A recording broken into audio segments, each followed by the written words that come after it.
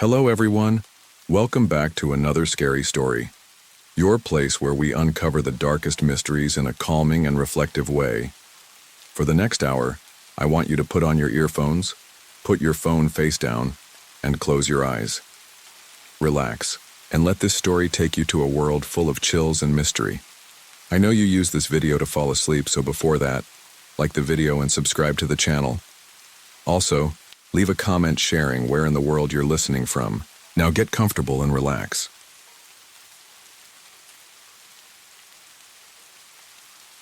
The first time I stepped inside Blackwood's Oddities and Antiquities, I didn't realize how much it would change me. I had wandered through the winding streets of Ravenshade, aimlessly, trying to clear my head. The city felt heavy that day, thick, with mist-gray skies pressing down on everything like a dampened blanket. Most of the shops in the river district were closed, or barely holding on, their windows clouded with grime. The streets were quiet, but not in the peaceful way of an empty town, more like the kind of silence that settles in the wake of something lost, forgotten. I was drifting, numb after a particularly frustrating week, when something tugged at me. It was the shop. The flicker of a sign, barely visible from behind the haze of rain. I hadn't noticed it before, not clearly anyway. Blackwood's Oddities and Antiquities. A name like that wasn't meant to be passed over. I didn't even think about whether I needed something or whether it was even open. I just walked toward it. The bell above the door jingled as I entered, and the smell hit me immediately. Mildew, old paper, and something metallic, like rust in the air. The shop was dim, far darker than I'd expected. Only a few cracked lamps lined the walls, their yellowish light hanging weakly, struggling to illuminate the dust-filled air. Every inch of the space was crammed with objects, antique mirrors, weathered books, tarnished silverware, and forgotten relics from eras long gone. Each one had its own story, its own secret. It was the kind of place you would step into to lose track of time or lose your mind. I didn't know which one I was doing when I stepped deeper into the store. My eyes skimmed over the shelves, but one item immediately drew me in. It was a porcelain doll, tucked away in the farthest corner of the room on a small wooden shelf, hidden behind stacks of dusty old postcards and tarnished trinkets. At first I didn't even know what had drawn my attention. It wasn't the lace-trimmed dress nor the perfect little bow on her head. It was her eyes. I know it sounds crazy, but I swear they followed me as I approached. She was beautiful in a way that made her almost unsettling. Her porcelain face was flawless, pale and smooth like it had never known the touch of time. Her dress was old-fashioned, a delicate lace frill that looked too fragile to survive the years. But it wasn't the appearance of the doll that caught my attention. It was her eyes. They weren't glassy, lifeless, like most dolls. No, they were too alive. They gleamed under the flickering light, sharp, watchful. Something about them seemed to pull at me, as if they could see something about me that I wasn't even sure I knew. They seemed almost too perfect to be real. But they looked back at me with an intensity I wasn't used to. It felt like she was staring straight into my soul. I reached out without thinking, my fingers grazing the edge of the shelf, and I swear for a split second, I thought I saw her blink. But it was so quick, so fleeting, I doubted my own eyes. I shook my head, laughing nervously at myself, but still I couldn't look away. That's a beautiful piece, isn't it? The shopkeeper's voice was low, unexpected, making me jump. I hadn't even noticed he was standing there. I turned around quickly, my heart thumping in my chest. The shopkeeper was thin, too thin, his gaunt face pale, his eyes deep-set like two dark hollows. He had yellowed nails that scraped along the counter as he leaned toward me. His skin looked like it hadn't seen sunlight in years, and there was something unsettling about the way he moved, slow and deliberate, like he was hiding something behind his words. Yes, I replied, unsure how to put my feelings into words. It's beautiful. I don't know why, but I feel like it's calling to me. The shopkeeper tilted his head slightly, his lips pressing into a thin line. He glanced at the doll, then back at me, his expression unreadable. For a moment, the silence hung between us thick and heavy, and I felt a slight unease creep up my spine. There was something about the way he looked at me, almost like he knew something I didn't. "She's particular," he said, his voice suddenly dropping lower, almost as if he didn't want anyone else to hear. His eyes flickered to the doll for just a second before he met my gaze again. People don't usually ask about her, or when they do, they can't stop thinking about her. I wasn't sure if it was the way he said it or if it was the strange feeling gnawing at me, but I felt a shiver run down my back. There was something in his tone that seemed to warn me away from the doll. But I couldn't stop myself. I wanted it. No, I needed it. "How much?" I asked, my voice sounding distant, like I was no longer in control. He hesitated. A brief flicker of something passed over his face, something I couldn't quite place. His eyes darted back to the price tag. $66.60, he muttered, his voice sounding almost reluctant. "That's the price." I raised an eyebrow. The oddness of the price tag, the numbers almost faded with time, felt wrong, but at that moment I didn't care. I reached into my bag and pulled out the money without thinking. I handed it to him. He didn't smile, didn't seem to take much notice as he handed me the doll. The cool porcelain felt unnervingly cold against my skin. "Take care of her," he said, his voice low again, almost pleading. "Some things choose their owners." I couldn't explain it, but his words struck a chord deep inside me. I smiled, trying to shake off the unease, and thanked him before stepping out into the rainy street. The chill in the air wrapped itself. Around me, the wind sharp and biting. But something about the doll felt wrong in my arms. I couldn't explain it. I could barely even put it into words, but I knew that somehow, something had changed. I wasn't just carrying a doll. I was carrying something else, something that was already beginning to feel alive. I remember the quiet of that first night with the doll as clearly as I remember the rain. Everything was still. The street lights flickered outside my apartment window, casting long shadows on the walls. I set the doll down on my dresser just like I'd planned, propped up against an old mirror I'd been meaning to replace for months. I had to admit it, there was something unnerving about it. The doll's glass eyes stared back at me from the dresser, and for a moment I found myself frozen, caught by the intensity of its gaze. I told myself it was just a doll. It was old, a little creepy, but that was the charm of it, a relic of another time. I pushed the thought out of my head and climbed into bed, pulling the covers up around me like a shield. The air felt thick that night, almost too heavy, like the room was holding its breath. I shifted uncomfortably, but sleep eventually pulled me under, and then I woke up. I didn't know what time it was, just that it was too early, too wrong. I shifted in the darkness, my body tangled in sheets, a knot of discomfort in my chest. That feeling of wrongness was back, settling heavily between my ribs. I didn't know why at first. Then I heard it. Click. It was subtle at first, like the sound of a small piece of furniture being moved or a clock ticking in the distance. But it didn't stop. It was rhythmic. Click, click, click, like nails tapping against porcelain. I didn't know what it was, but I knew it wasn't right. My pulse quickened and the silence in the room felt even heavier, more suffocating. I lay still for a moment, listening, straining to hear any other sounds, anything to explain the odd noise. And then it hit me. The doll. I turned my head slowly, carefully, afraid of what I might see. But I already knew. The doll's head had turned. Its painted smile, which had been frozen in that odd, serene expression when I'd placed it on the dresser, was now twisted in a way that made my stomach churn.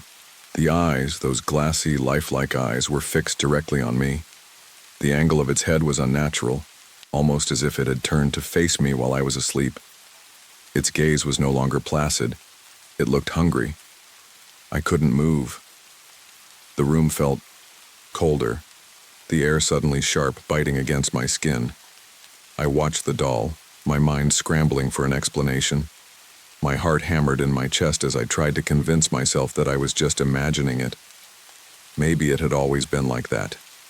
Maybe I'd just forgotten. Maybe I hadn't noticed how it was positioned when I'd placed it there, but deep down I knew it wasn't true. The doll hadn't been facing me. It hadn't been looking at me. And now it was. I sat up slowly, trying to gather my thoughts, to make sense of the absurdity of the situation. The rational part of my brain screamed at me to calm down. It's just a doll. But the other part of me, the one that felt the ice in my veins and the weight of the doll's gaze, told me something was terribly, horribly wrong. Then the clicking came again. This time, it was louder, more deliberate. It wasn't just a random sound, it was almost like movement. The doll was moving. I couldn't explain it. Maybe it was just the creaking of the old house settling, or maybe my mind was playing tricks on me, but the noise was too consistent, too exact to ignore. My heart skipped a beat. I was shaking now. The feeling that had settled deep in my gut was no longer just unease. It was fear. I swung my legs over the side of the bed, my bare feet touching the cool floor. I forced myself to stand, even though my body was screaming at me to run. The doll sat there perfectly still now, its head once again facing forward. I could feel the cold sweat running down the back of my neck as I walked toward it, each step feeling like a betrayal of my own sense of safety. I reached out to touch it, my fingers brushing the cold porcelain. My skin crawled, the eyes were still watching. Still. I snatched my hand back as if the porcelain itself had burned me. It was just a doll, I reminded myself, but I couldn't shake the feeling that it wasn't. That something else was inside it, something that wasn't human. I backed away slowly, never taking my eyes off of it. My heart thudded in my chest as I went back to my bed, climbed under the covers and pulled them tightly around me, as though the fabric could somehow protect me. But even as I tried to shut my eyes, the image of the doll's face, its eyes, stayed with me, burned into my thoughts. It didn't matter how tightly I squeezed my eyes shut. I could still feel it staring at me from across the room, watching. I didn't sleep the rest of the night. When I finally managed to fall into an uneasy sleep, the daylight seemed to offer no relief. The air in my apartment was still thick, as though it had never fully recovered from the night before. I dragged myself out of bed and rubbed my eyes, the fatigue heavy on my bones. The first thing I did was check the doll. It was just sitting there as if nothing had happened. Its painted smile was serene once again, its eyes blank and lifeless. The rational part of me, the part that told me to calm down, told me to leave it alone. It was nothing more than a doll, a trinket. But the other part of me, the part that remembered the clicking, the way its head had turned toward me, knew something had changed. I didn't want to believe it. I didn't want to think that something was wrong with it, but the unease I felt about the doll lingered in my chest like a weight. I took a deep breath and walked into the kitchen. I made coffee, but the bitterness of it didn't help me wake up. The doll stayed in my mind, like a shadow in the corner of my thoughts. And it wasn't until later that night, when I picked up my sketch pad again, that I realized something truly disturbing. My drawings, my sketches had started to change. It wasn't deliberate. I hadn't even noticed it at first. But when I looked down at the page, I saw it clearly. In the corner of the paper, a child's face had been scrawled in charcoal. But it wasn't just a face. The child's face was scratched out, smeared, with charcoal. And underneath it, barely legible, the words "Let me in" were written in jagged, uneven letters. My heart stopped. I dropped the sketch pad, the pages fluttering to the floor like they were made of paper-thin glass. The air felt colder again, and in the stillness of my apartment I heard something, soft at first, almost imperceptible, like a click. The moment I saw the words, "Let me in," I felt the chill of dread wash over me, seeping into my bones like ice water. I could barely breathe as I stared at the page. The charcoal smudge was so sharp and raw, the letters so jagged they seemed to be bleeding out of the paper. I leaned closer to the sketch pad, afraid of what I might find. It wasn't just the words. It was the way the child's face had been erased. The features were distorted as though something, had scrubbed them away in a frantic desperation. I picked up the sketch pad with trembling hands, my eyes scanning the page for any kind of explanation. There was none. Only that eerie, unfinished face and those unsettling words. The hair on the back of my neck stood on end as the air in the room seemed to grow heavier, denser. I glanced over at the dresser where the doll sat. It hadn't moved since the night before, at least not visibly, but I couldn't shake the feeling that something about it was different now. There was a stillness to it, a kind of presence in the room that made my skin crawl. I dropped the sketch pad back on the floor and, as if on instinct, I walked toward the doll. I had to know. I had to make sure. When I got closer, I froze. The doll's eyes, those glassy, lifelike eyes, were staring directly at me again. They were no longer empty or lifeless, but sharp, focused. The painted smile on its porcelain face didn't look so serene anymore. It looked hungry, like it was waiting for something. I blinked hard, trying to shake off the sense that it was moving, that it was alive. I forced myself to step back, to breathe, but the weight of it all seemed unbearable.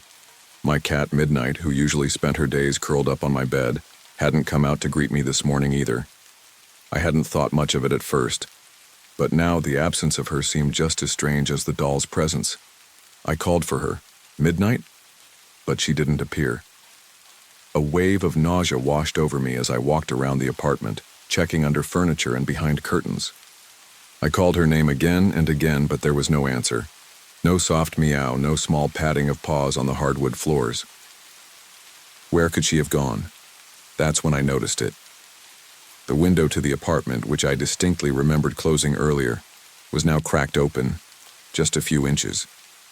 The wind outside had picked up, and the curtains hung loosely, fluttering, in the breeze. My stomach twisted as I stood there staring at the gap. Something about it felt wrong. The open window, her sudden disappearance. It was all too much. I bolted for the door, my heart hammering in my chest. I had to get out of that apartment, away from the doll, away from whatever this thing was. I needed to talk to someone. I grabbed my coat and hurried out of the apartment, the sharp echo of my footsteps on the empty staircase ringing through my skull. I needed to see Elias. He was a historian, an old friend from college, and he was the only person I trusted to help me make sense of everything. I didn't care if I sounded crazy. I had to find answers. I barely had time to sit down before I blurted out everything. The doll, the sketches, the words, and the way my cat had vanished. I watched as Elias listened, his brow furrowing deeper with each detail I shared. I expected him to dismiss me, to tell me I was overreacting or imagining things, but he didn't. He just sat there, his face growing more serious with every word I said. After a long pause, he spoke. "I think I know what's going on," he said, his voice quiet but certain. "It's not just a doll, Harper, this thing you've brought into your life. It's cursed." I stared at him, not understanding. "Cursed? That's ridiculous. It's a doll, Elias." He shook his head slowly, his eyes distant as if recalling something old. "It's not just any doll. I've heard of things like this before. Objects that choose their owners. They latch onto them, and they won't let go. Not unless they get what they want." "What does it want?" I whispered, dread pooling in my stomach. Elias leaned forward, flipping through a dusty notebook on the table. He pulled out a sheet of paper with a yellowed news clipping taped to it. I could barely make out the faded headline, "Local girl drowns in river, doll discovered clutched in her hands." I squinted at the page. The image was blurry, but in it there was a girl, no older than 12, her face pale, her eyes lifeless, and in her hands was a porcelain doll that looked exactly like the one I had. The resemblance was unmistakable. "This was from 1923, Elias continued, his voice low. "Her name was Lillian Blackwood. She drowned in the river after her doll was stolen. The police report mentioned that her fingers were broken, as though she had been clawing at something. At the time, no one knew what the doll had to do with her death, but He paused, then added, "The doll was never found. Until now, apparently." I felt my pulse quicken as my thoughts raced. But why me? Why now? "I think you've triggered something," Elias said gravely. "Maybe it's because of the price you paid for it. The 6660. It's not a coincidence. It's a symbol. It's tied to something darker, a kind of payment." He didn't elaborate further, but the implication was enough. A chill ran down my spine. The doll was more than just a haunted object. It had a history, and that history was tied to something much older than I had ever realized. I stared at the photo of Lillian Blackwood, the same porcelain doll clutched in her hands, and a horrible thought crossed my mind. What if the doll never really left her? What if it was waiting for me to come back to claim it? That night, when I returned to my apartment, I found it even colder than before. The windows were shut, the door locked, but everything felt wrong. And when I entered the living room, my heart skipped a beat. The doll was gone. The apartment was cold. I don't mean just the chill that came with the evening breeze through the cracked window. This was an unnatural cold, the kind that settled deep into your bones, making your skin crawl as if the very air was pushing against you. It felt like something had shifted, like I had stepped into a space that wasn't entirely my own anymore. I walked through the apartment, each step echoing in the silence. The place felt empty in a way that wasn't just physical. It was like something unseen had hollowed it out, leaving only the shell behind. My heart thudded heavily against my ribs as I moved into the living room. The shadows in the corners seemed to stretch farther than they should have, and the low hum of the refrigerator was the only sound breaking the silence. The doll was gone. I checked the dresser first. I checked the closet. The windows were all still shut. I had only just left the apartment a few hours ago, but in that time, something had happened. Something wrong. I stood there for a moment, staring at the empty space on the dresser where the doll had once been, as if waiting for it to reappear in the corner of my vision. But there was nothing. My mind raced. I thought back to everything Elias had told me. The doll was cursed, it was tied to something dark. I could still see the image of Lillian Blackwood in my mind, her cold, lifeless face staring back at me from the photo Elias had shown me. I had never been one to believe in supernatural things, ghosts, curses, and the like, but after what had happened to me, what had happened to my cat, Midnight, I wasn't so sure anymore. The air felt thick, oppressive, like the weight of 1,000 unseen eyes were watching me. I moved instinctively toward the bathroom, hoping to clear my mind, but my feet felt heavier with every step. The bathroom light flickered when I entered, casting an eerie glow on the cracked mirror above the sink. I tried to focus, to ignore the growing panic bubbling in my chest, but something in the reflection caught my attention. At first, I thought it was just a trick of the light, shadows shifting in the glass. But no, it wasn't. The reflection was distorted. The face staring back at me was mine, but not quite. It was warped, the eyes unnaturally wide, the mouth twisted into something almost like a grimace. For a split second, it looked like I wasn't standing in front of the mirror at all, but something else was looking back at me. I blinked, hard, and the reflection shifted back to normal. I felt my breath catch in my throat. It was like something was moving in the mirror, like a hand was reaching out to touch the glass. But there was nothing there. Just me. I reached up to steady myself, gripping the sink. That's when I noticed it. A single crack in the mirror running down the center. And in the center of the crack there was a word, scrawled in jagged letters. Found. I took a step back, my pulse pounding in my ears. I didn't know whether to laugh or scream. Found? Was it referring to the doll? Was it somehow calling me? My stomach twisted into knots as my thoughts spiraled. I had tried to get rid of the doll. I had tried to return it to the store, and yet here I was, facing its presence again in the reflection. The doorbell rang, cutting through the tension like a knife. My heart leapt into my throat as I quickly turned to answer it. I wasn't expecting anyone, and the fact that someone had Come to the apartment this late was unnerving. I walked to the door, heart pounding with a mix of dread and anticipation. I half expected to open the door and find the doll on the doorstep, its painted eyes staring up at me. I reached for the door handle, my hands shaking, and opened it. What I saw wasn't the doll. It wasn't anyone I knew. A small package, wrapped in brown paper and twine, sat on the doorstep. The kind of package you'd expect to find from an old mail order, the kind that didn't come with a return address. It was strangely light for its size, as if there was nothing inside it. Nothing except the very air around it pushing against my chest. I stared at it for a moment, frozen in place, unsure of what to do. Then I bent down and picked it up.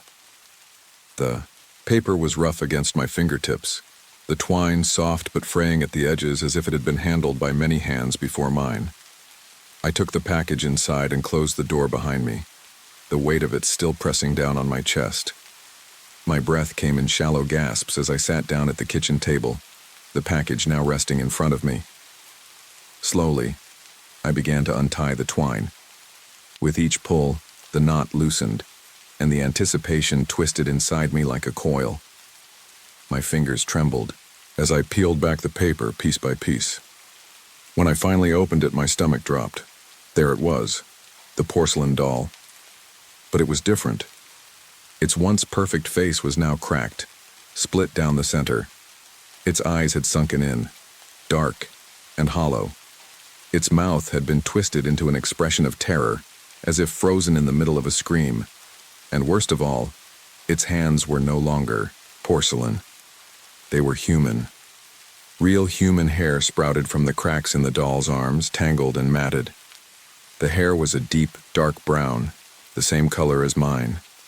I could hardly breathe, and I felt a dizzying wave of nausea rush over me. Single note, written in a shaky hand, fell from the paper inside the box. I opened it with trembling fingers.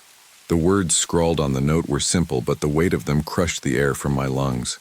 You shouldn't have made me chase you.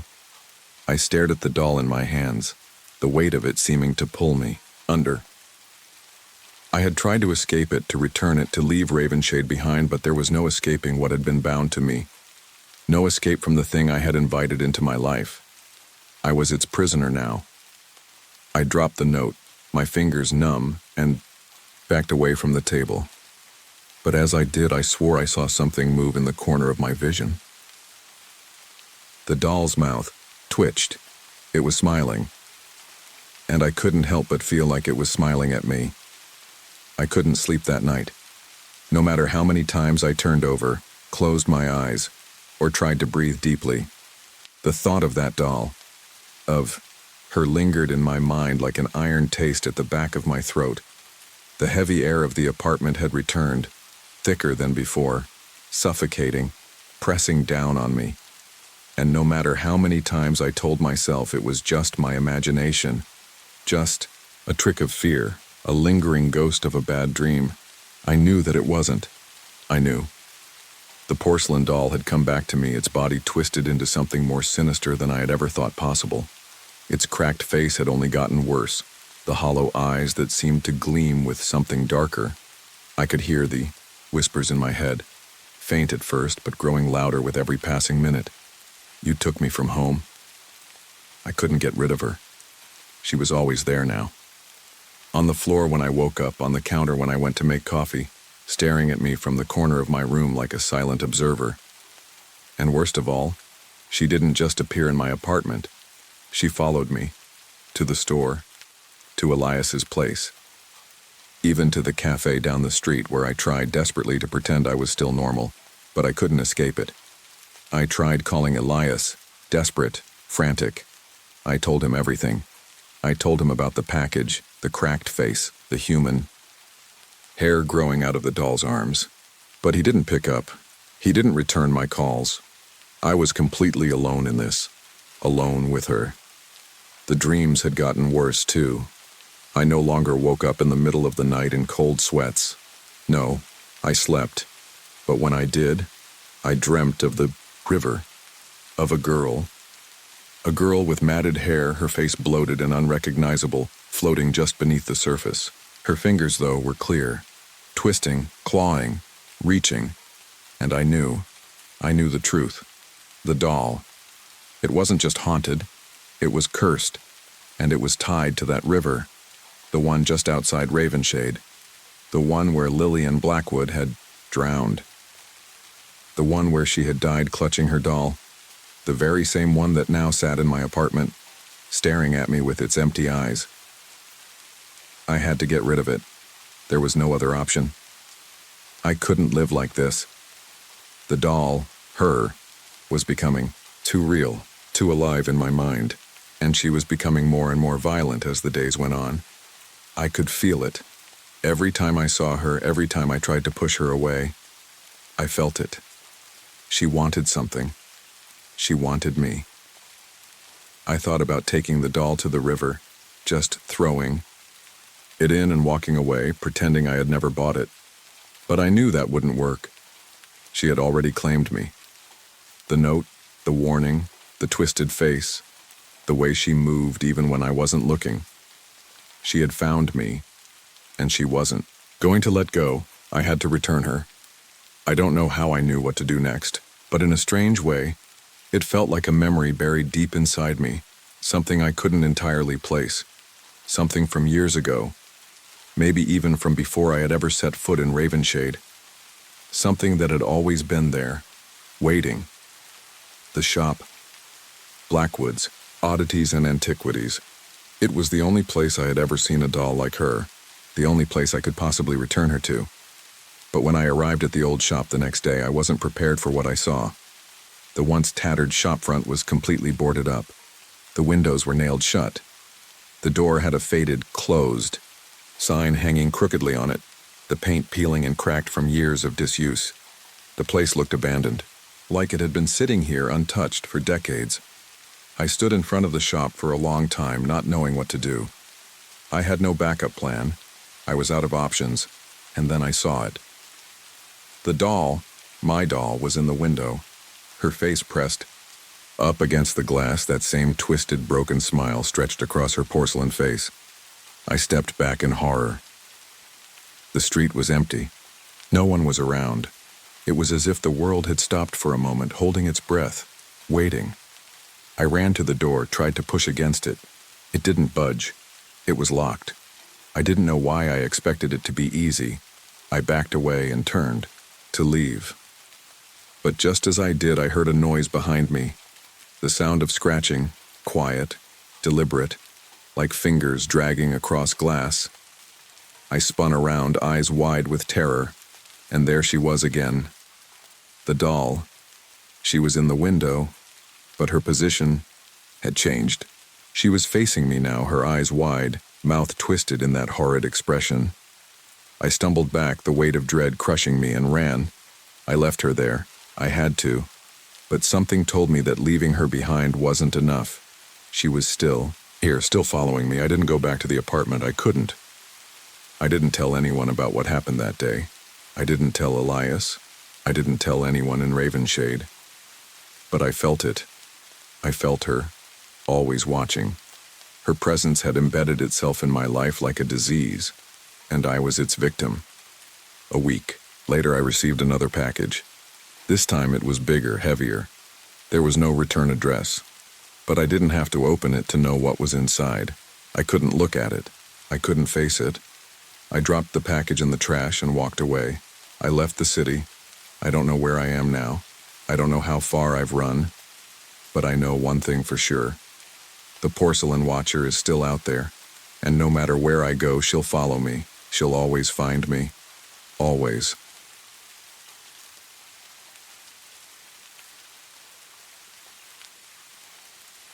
There's something about graveyards that gets under your skin, especially when they're hidden in places no one wants to go. You know the kind of place I mean. Forgotten, abandoned, and left to rot. A resting place for the lost souls who never found their way to peace. But in Vargrove, we didn't have much else to do, and we'd heard the stories. Ghosts, curses, an old mass burial that no one talked about.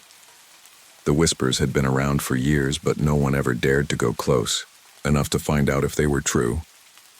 That's where we came in.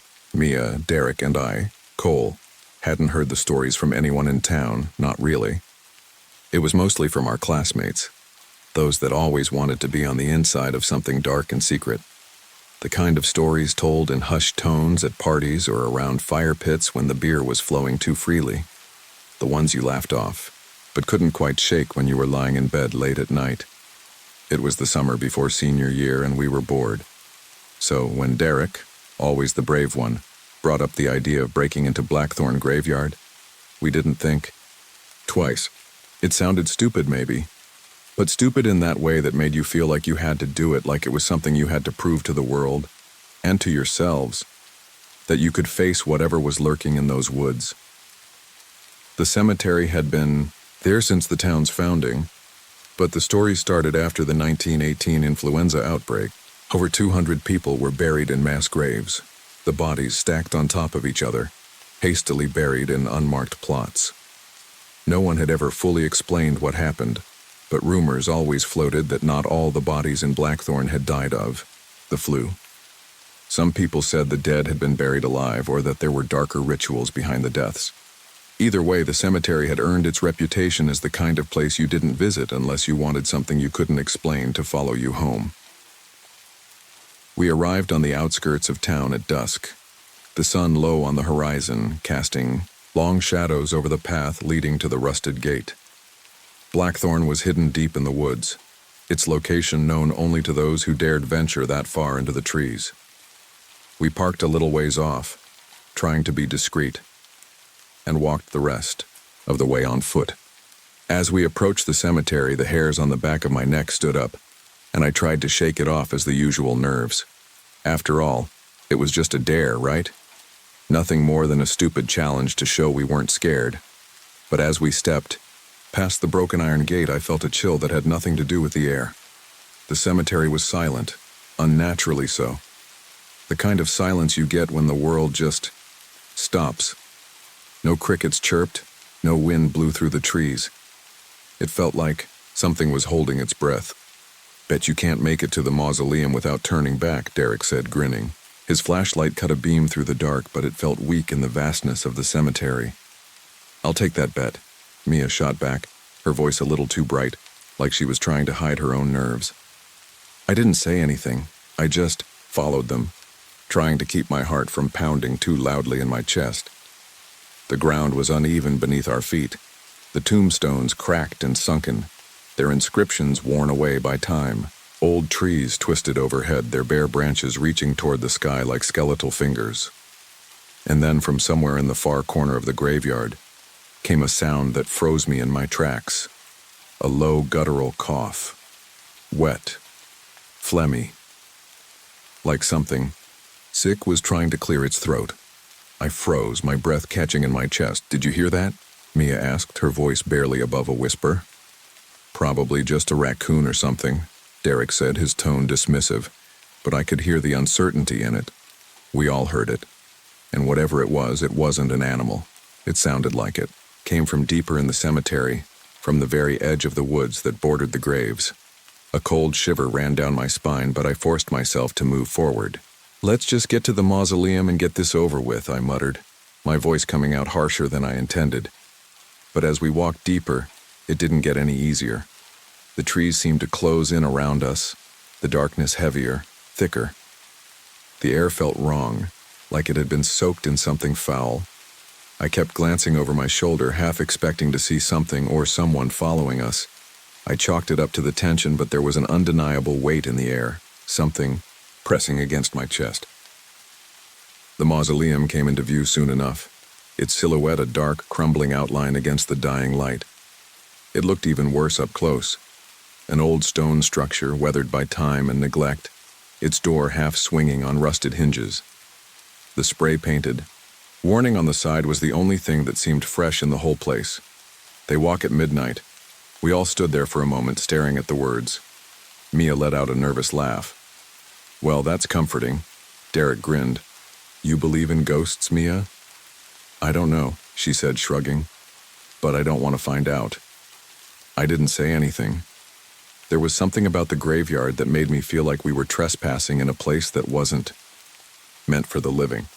Something old and angry had been buried here, and I wasn't sure we were meant to disturb it, but we did anyway. And when we stepped past the threshold of the mausoleum, I couldn't shake the feeling that we'd just crossed a line we weren't going to be able to uncross. That was when the first warning came. The air was thick with the smell of decay. It wasn't just the mustiness of old stone or the dampness that clung to the trees in the cemetery. It was something heavier, like the earth itself had absorbed a kind of rot over the years, and now it was finally starting to seep into the air. The kind of smell that made you want to gag and turn around, but we didn't. None of us did. We kept walking, the uneven ground crunching beneath our boots, the dim beam of Derek's flashlight cutting through the gloom like a wisp of smoke. As we neared the mausoleum, I could feel a strange pressure pressing down on me, like the place was waiting for something. I couldn't put it into words then, but it felt as if the air itself had grown heavier, thick with expectation. The weight of the past hung over us like a fog, and the silence was so deep it was as though the world had forgotten how to make noise. Derek was the first to speak, his voice cutting through the stillness, though it didn't sound as confident as before. "So what now?" he asked, his words echoing weirdly in the empty air. Mia shook her head, clearly unsettled, but she was trying to mask it. "We go inside. It's not like we've come all this way just to stand out here." It seemed like a good idea at the time. The door to the mausoleum was slightly ajar. The hinges rusted beyond belief, but it still held. I could barely make out the stone carvings around the doorway. They were old, crumbling, but there was something about the way they were arranged that made the hairs on the back of my neck stand on end. A warning, or maybe it was my imagination running wild. "Let's do it," Derek said, his voice lighter now, though I could see the uncertainty in his eyes. He flashed his light at the door, and the beam bounced off the damp stone, giving everything an almost ethereal glow. He pushed the door open with a creak that seemed to echo too loudly for the moment, and we stepped inside. The air inside was cooler, colder, and even though it was night, I could feel the temperature drop, like something had just exhaled a chill into the room. My breath fogged in front of me, hanging in the air for a split second before it faded away. Mia looked around, trying to get a good sense of where we were. There were old sarcophagi scattered around the room, their surfaces eroded by time and weather. The stone was cracked, brittle, and you could almost feel the weight of the history inside that place. My flashlight caught the remnants of old murals on the walls, faded to the point where I couldn't make out the figures. The place felt wrong, like it had been forgotten for a reason. I moved toward the center, keeping my flashlight steady. Derek was already snapping photos with his phone, and Mia was nervously examining the old tombs, running her fingers over the cold stone. Then came the cough. It wasn't like any cough I'd ever heard. It wasn't a normal human cough, deep, guttural, wet. It sounded like something was choking, like a body trying to expel something trapped inside. I froze. "Did you hear that?" I whispered, even though I wasn't sure why I was whispering. There was no reason to. No one else was around. But it felt like the walls themselves were listening. Mia shot me a look, her eyes wide with panic. What the hell was that? Derek didn't even pause in his photography, as though trying to act like nothing was wrong. Probably just an animal, or the wind. I didn't believe him. That sound, too wet, too wrong, wasn't the wind, or an animal. It had come from somewhere deeper in the mausoleum, maybe even beneath our feet, like something was trying to get out. My pulse quickened, and I felt the first stirrings of real fear creep up my spine. The cough came again, louder this time, a sickening rattle that seemed to vibrate the very stones around us. It was followed by a noise I can only describe as scraping, like claws against stone or bone. Mia stepped back, bumping into me. "We should go," she said, her voice trembling. But Derek, stubborn as always, shook his head. "No way. We're here now. Let's get some proof. You know, get a couple of good shots for the gram." His voice cracked slightly, betraying the nerves he was trying so hard to cover up. But he wasn't fooling anyone.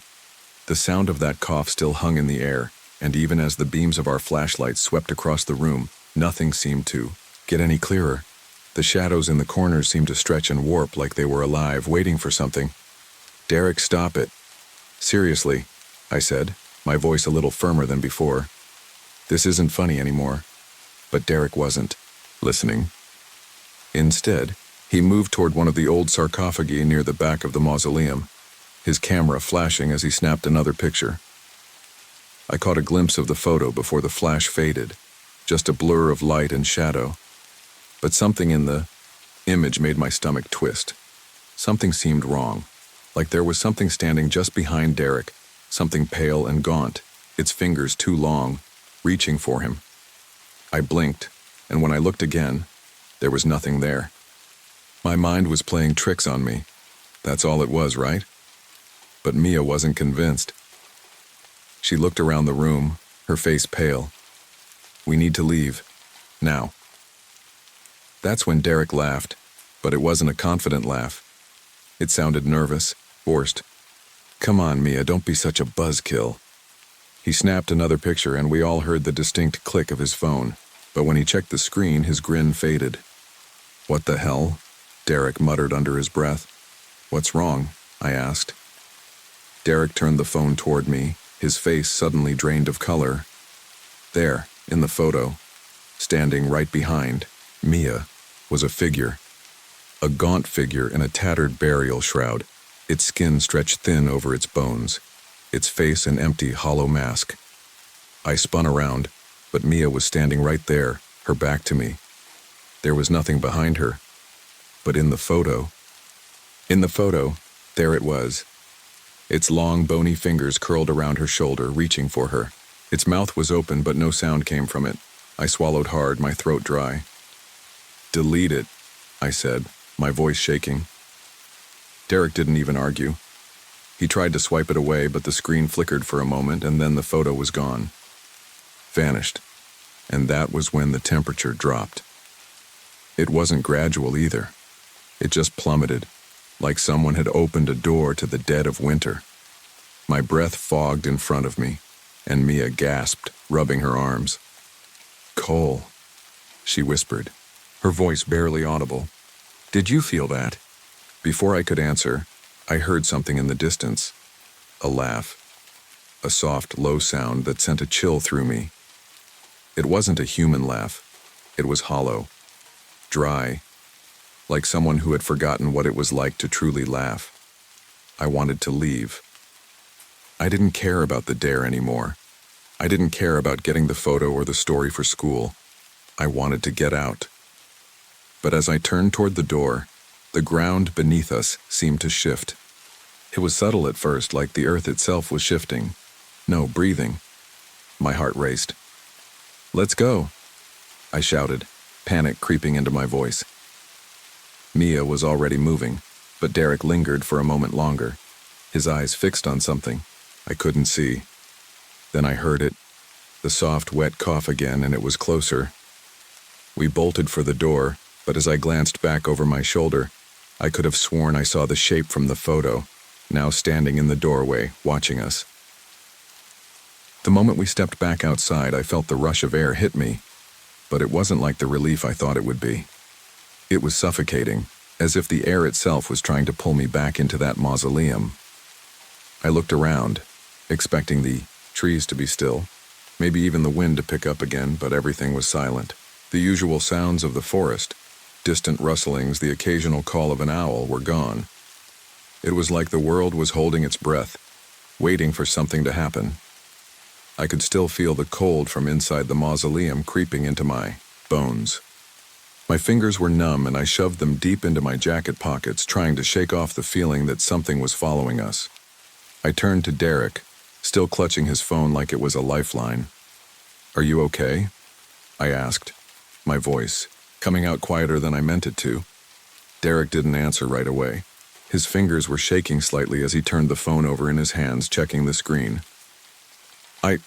I think I deleted the photo, but there was something wrong with the phone." "What do you mean?" "Something wrong," Mia asked, her voice tight with nerves. She was standing beside me, eyes scanning the darkness like she was afraid someone or something was going to jump out from behind the gravestones. "I don't know," Derek muttered. He swiped through the photos, again frowning at the screen.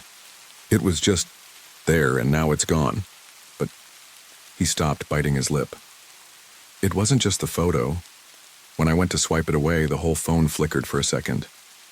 Like it was glitching or something. Mia raised an eyebrow. Glitching? Yeah, he said. Like it was trying to show me something else. Something I couldn't see. I didn't say anything, but I felt the hairs on the back of my neck prickle. There was something wrong with that place, and I wasn't sure how much longer I could pretend everything was fine. We started walking back to the gate, and even though I told myself I was just being paranoid, I couldn't shake the feeling that we were being watched. I kept glancing over my shoulder, but the cemetery was still empty. Just the occasional creak of the gate's rusted hinges as the wind picked up slightly. But the more I looked, the more I felt like I wasn't alone. Kept my flashlight pointed at the ground, trying to focus on the path ahead, but my mind kept drifting back to that moment in the mausoleum, the image of the figure in the burial shroud, how its long, bony fingers had wrapped around Mia's shoulder, even though I hadn't seen it in person, how it had been standing right behind her, its eyes dark hollows that seemed to be staring directly into the lens of Derek's camera. My breath caught in my throat as I remembered the laugh.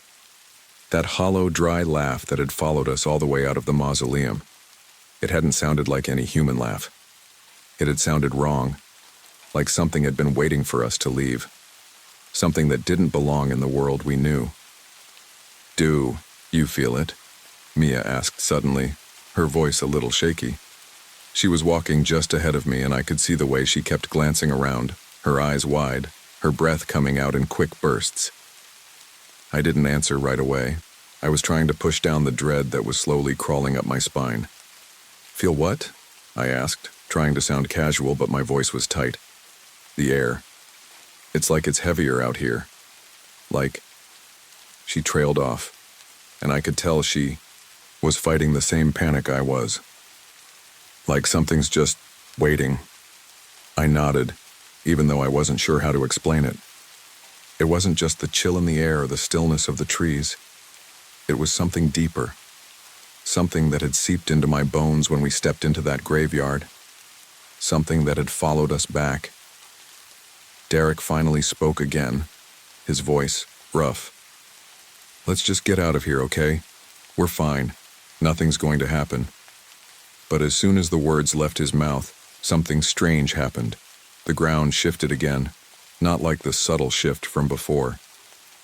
This time it felt like something was moving beneath the earth, as if the ground itself was alive.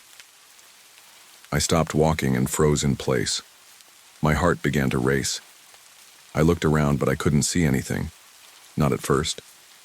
Then I heard it. A low, wet cough.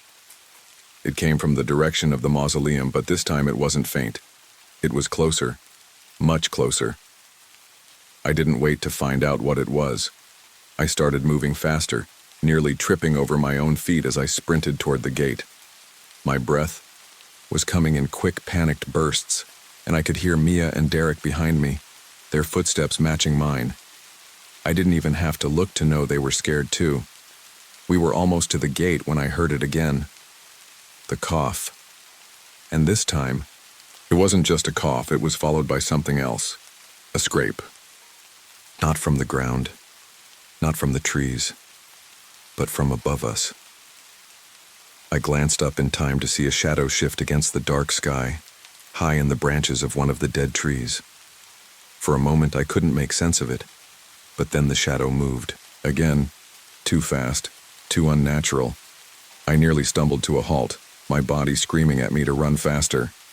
Go, go, go, I shouted to Mia and Derek, my voice strained with fear. I didn't have to say it twice.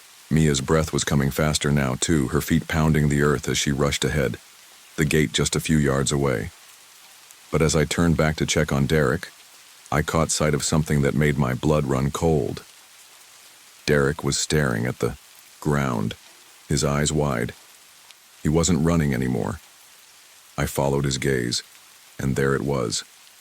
The thing from the photo, standing right behind him. It was the same figure from the mausoleum. Tattered burial shroud, pale, gaunt face, hollow eyes staring directly at Derek. But this time it wasn't just a blurry shape in a photo. It was standing there, real as anything, and it was reaching for him. The fingers, long, skeletal, impossibly thin, were stretched toward Derek, moving with an eerie, slow precision. The air grew colder again, and I felt a rush of panic. "Derek!" I screamed, but my voice was drowned out by the sound of something else, a low, crackling laugh coming from all around us. Derek didn't seem to hear me. He was still staring at the figure, his face pale, his hands shaking as he lifted his phone again. But this time I didn't care about the phone. I didn't care about anything but getting out. I grabbed Derek by the arm and yanked him toward the gate. He stumbled, but I didn't stop. I heard the shuffling of feet behind us, the sound of something dragging through the grass, but when I looked back, there was nothing there. Nothing except the empty space where the figure had been standing. We reached the gate and I slammed my hand against it, feeling it rattle in its rusted frame. It was stuck. Of course it was. I pulled harder, my heart thundering in my chest. Behind me I heard a faint click, and I turned just in time to see Derek's phone screen flash once more. But it wasn't a photo. It was a video, and in the reflection of the phone's screen, I could see it. The figure was standing right behind, us just a few feet away, and this time it was smiling. The gate finally gave way, swinging open with a screech that sent a shiver down my spine. I didn't hesitate. I ran. I don't even remember if Mia and Derek were right behind me, but I didn't care. My heart was pounding in my chest, adrenaline coursing through me like a tidal wave. The air outside felt warmer, more familiar, but I couldn't shake the feeling that the woods themselves were closing in on us. The shadows seemed to stretch unnaturally long, as if they were trying to pull us back into the graveyard. I heard Derek's voice behind me, but it was faint, muffled by the pounding in my ears. "Wait! Wait up!" he yelled, but I couldn't stop. My legs were moving before I could even think about it, each step getting further from the mausoleum, further from the thing in the photo. I had to get out. We all had to get out. The sound of leaves crunching beneath our feet echoed in the otherwise still night. But that silence, the kind that presses in on you, that suffocates everything, kept coming back. I could hear the wind, now but only in certain places. It was as though it was deliberately avoiding us, leaving us in this eerie bubble of stillness. We hit the edge of the graveyard, the wrought iron gate standing tall behind us. My fingers were shaking as I grabbed onto a rusted post, trying to catch my breath, trying to make sense of what had just happened. The flashlight was still gripped tightly in my hand, but it felt like a useless comfort in that moment. The shadows were all around us. Derek caught up, panting, his eyes wide and still reflecting the terror we'd just experienced. He didn't even look at me at first, just stood there, scanning the forest like he expected something to jump out at him at any second. "You good?" I asked, though it was a stupid question. We weren't good. None of us were good. He stopped, swallowing hard. He looked at his phone, his fingers still trembling as he fiddled with it. "I don't understand. That video, it was showing something, but when I looked at it, the screen was blank. I swear it was blank." Mia was still standing a few feet away, arms crossed tightly over her chest like she was trying to keep herself from shaking.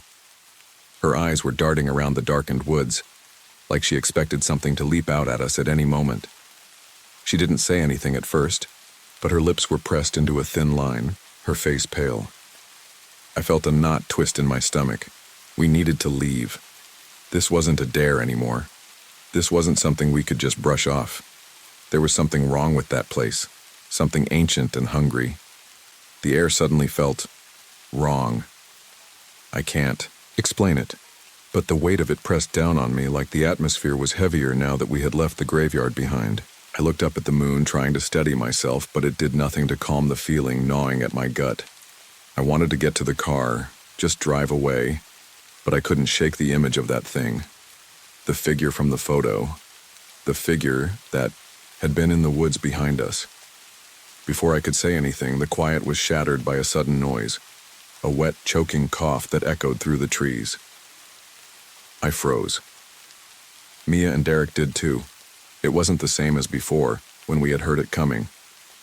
From the mausoleum. This was closer, much closer. Too close. The sound of it was almost human, but not.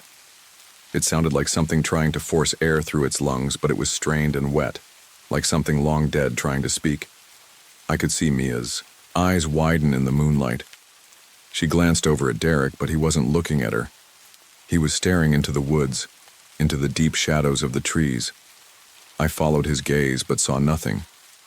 Nothing except the faintest movement in the brush. Then, the whispering began. At first, it was quiet, like a faint breeze or distant conversation. But as soon as it touched my ears, I knew what it was. The spirit box. The same whispers. The same words. Get out, get out, get out. The voices, came from everywhere at once. They were layered over each other, distorted, overlapping like they were trying to escape from the ground itself. My heart skipped a beat, my throat tightening as I tried to make sense of it. I looked at Mia, her face pale, her breath visible in the cold night air. "Do you hear that?" I whispered. She didn't need to answer. The fear in her wide eyes said it all, but it wasn't just the whispers. A child's voice, clear as day, cut through the static, and it chilled me to the bone. "Don't let them see you breathing." My stomach dropped. The voice wasn't coming from the woods anymore. It was coming from the spirit box, or maybe the air itself. It was like the words were being spoken right into my ear, soft and pleading, but it felt wrong. So wrong. Like something ancient and angry was trying to communicate with us. I could feel my pulse quicken, panic rising in my throat. And then there was another sound. Something in the distance, a faint whirring noise, followed by a click. The spirit box crackled again. The temperature plummeted. I saw my breath form in. The cold air in front of me and my body seized up, instinctively trying to wrap itself tighter against the cold. It was the kind of cold that didn't come from the weather. It was the kind of cold that came from something else. I looked at Derek, trying to find some shred of reassurance in his face.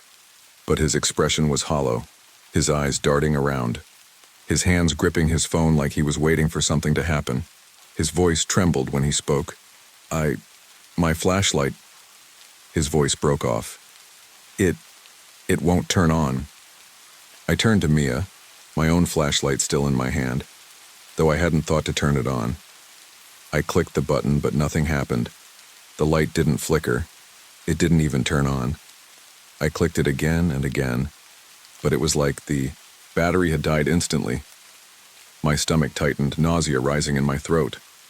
It was the first sign of something real, the kind of real that doesn't let you go, no matter how far you run. We were trapped.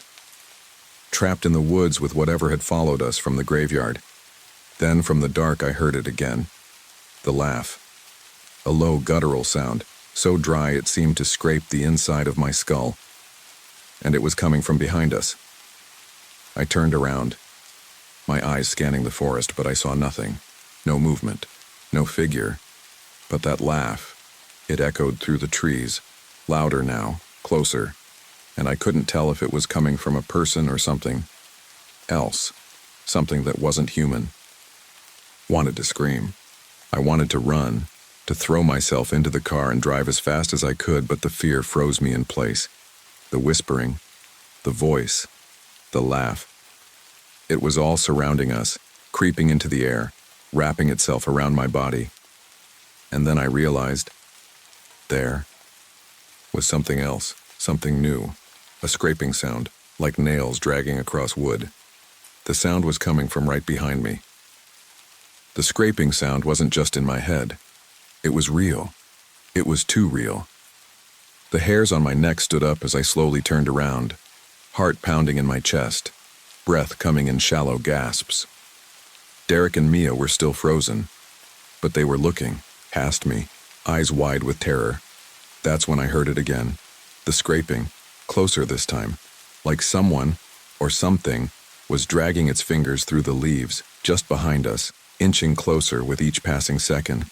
I wanted to look, to see what was making that sound, but my legs wouldn't move. It was like my body knew better than my mind, like some deep primal instinct was screaming at me to stay still, to pretend I wasn't there. But then, my mind screamed too. We couldn't stay. Not here. Not with this thing behind us. I forced myself to turn, and that's when I saw it. A figure, crawling out from the darkness, dragging itself forward through the underbrush. Its limbs were twisted in unnatural angles, each movement jerking and twitching like something that had been buried too long. It wore a burial shroud, tattered and stained with dirt and old blood, and its face. God, its face. It was hollowed out, a grotesque mockery of a human visage, skin pulled taut over bone like a mask that didn't fit. The thing was alive, or at least something close to it. But there was nothing human about it. It crawled closer, dragging its body along the ground with inhuman speed. The sound of its fingers dragging through the dirt was the only sound in the world. I stumbled backward, my legs giving way beneath me. Mia was on the ground next to me, her mouth open in a scream, but no sound came out. Derek was frozen, his eyes wide with a kind of terror that left him paralyzed. It wasn't until the thing's cold fingers brushed against my ankle that I snapped, back into reality. I don't know how I moved, but suddenly I was on my feet again, yanking Mia up with me. We ran. The gate. The only thing between us and whatever this thing was. But I could feel it. Feel it closing in on us like the night itself had taken on a shape, a form that wanted to consume us. The gate. Just a few more steps. But the ground beneath us shifted. The earth beneath my feet rumbled, a deep, unnatural sound that came from within the cemetery itself. It felt like the very land was alive, like the ground wanted to swallow us whole. The first hand shot out of the ground, bone-thin, skeletal, but fast. Too fast, Mia screamed, her feet tangled in something that felt like roots, but it was worse. It was the fingers of the dead, emerging from the soil, clawing and scrabbling for her. I could see them, so many of them, reaching for us, rising from the dirt like they had been waiting for us. "Run!" I screamed at her, pulling her free of whatever had snagged her ankle. I didn't dare look back. The air was thick with the smell of earth, of decay, and something colder, familiar but wrong. Formaldehyde. I was moving before I even realized it, but Mia was struggling behind me. She was pulling herself up, hands flailing for support, and then snap, I saw it. One of the dead hands had her. A skeletal arm shot from the earth, clutching her wrist with unrelenting force. Her feet were dragged from under her, and for a moment, I thought she was gone. She was yanked back toward the graveyard, toward the thing waiting for us. I felt a surge of panic. I reached for her, grabbing her wrist, yanking her back to me, her skin slick and cold in my grip. Her breath came in ragged gasps, her eyes wide, with terror, and in that moment I thought she might not make it. But then, Derek was there, pulling her from the ground, his face pale with horror, his arms straining to hold her. The gate. It was almost in reach. But the earth beneath us was still moving, still churning. The thing that had been dragging itself toward us let out a horrible screech, the kind that scraped at your insides and made your ears ring. We didn't dare look back. We couldn't. The only thing that mattered was the gate. Bang! The sound echoed in the stillness of the night. The gate slammed shut behind us. We didn't see anyone touch it. It just shut. And the heavy weight of silence descended on us. We were free. For now. But the cold, the bone-deep cold, didn't leave. It lingered. It followed us. We didn't speak as we stumbled to the car. Not a word exchanged between us, just the sound of our heavy breathing and the scrape of dead leaves underfoot.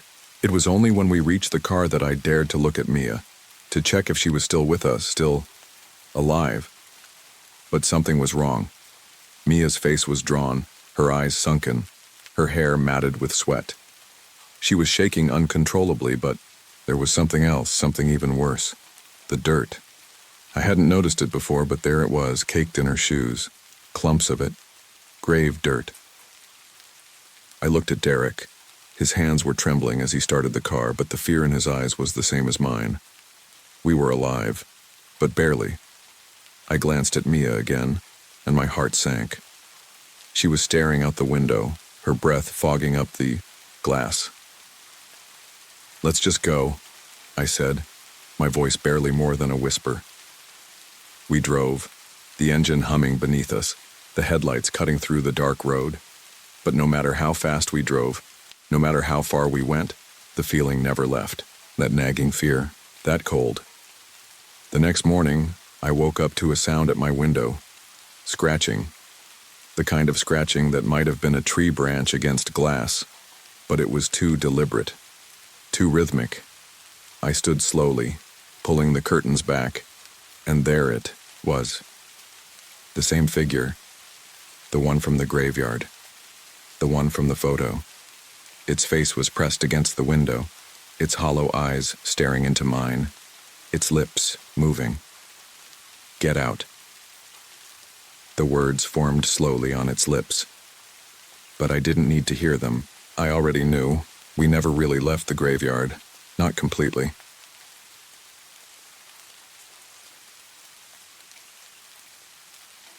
The winter we arrived at the lodge, it was supposed to be the beginning of a fresh start. Lena and I had been through hell the past year. She'd been fighting a rare, aggressive form of cancer that left her weak, pale, and barely able to leave the bed some days. And as if that wasn't enough, I had my own brush with death after a car crash that nearly ended my life. My body healed, but my mind, well, that was another story. I couldn't shake the nightmares or the constant fear of never waking up the same way again. So when we found this secluded lodge in Vermont, it seemed perfect. It was isolated, far enough from the world to keep all of our worries out. Nestled deep in a forest, just a stone's throw away from a long-abandoned chapel and a crumbling graveyard, it seemed to be the kind of place we could rebuild. The lodge itself was a beautiful old cabin, rustic in the way that only a house from the 1800s could be. There was a strange charm to the place, even though it had clearly been neglected. The owners had left abruptly. The realtor's voice had dropped a little when she mentioned it, like she was afraid to say more. I didn't press her for details. We didn't need more bad news. It didn't take long for Lena and I to fall into a routine.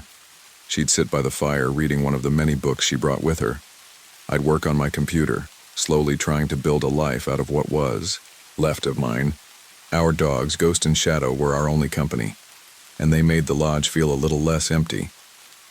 The first few days were peaceful, maybe too peaceful. It was as if the world had frozen over entirely, and time stood still. The silence out there was unsettling, though. No birds chirped, no wind rustled the trees. It was as if nature itself had given up its voice.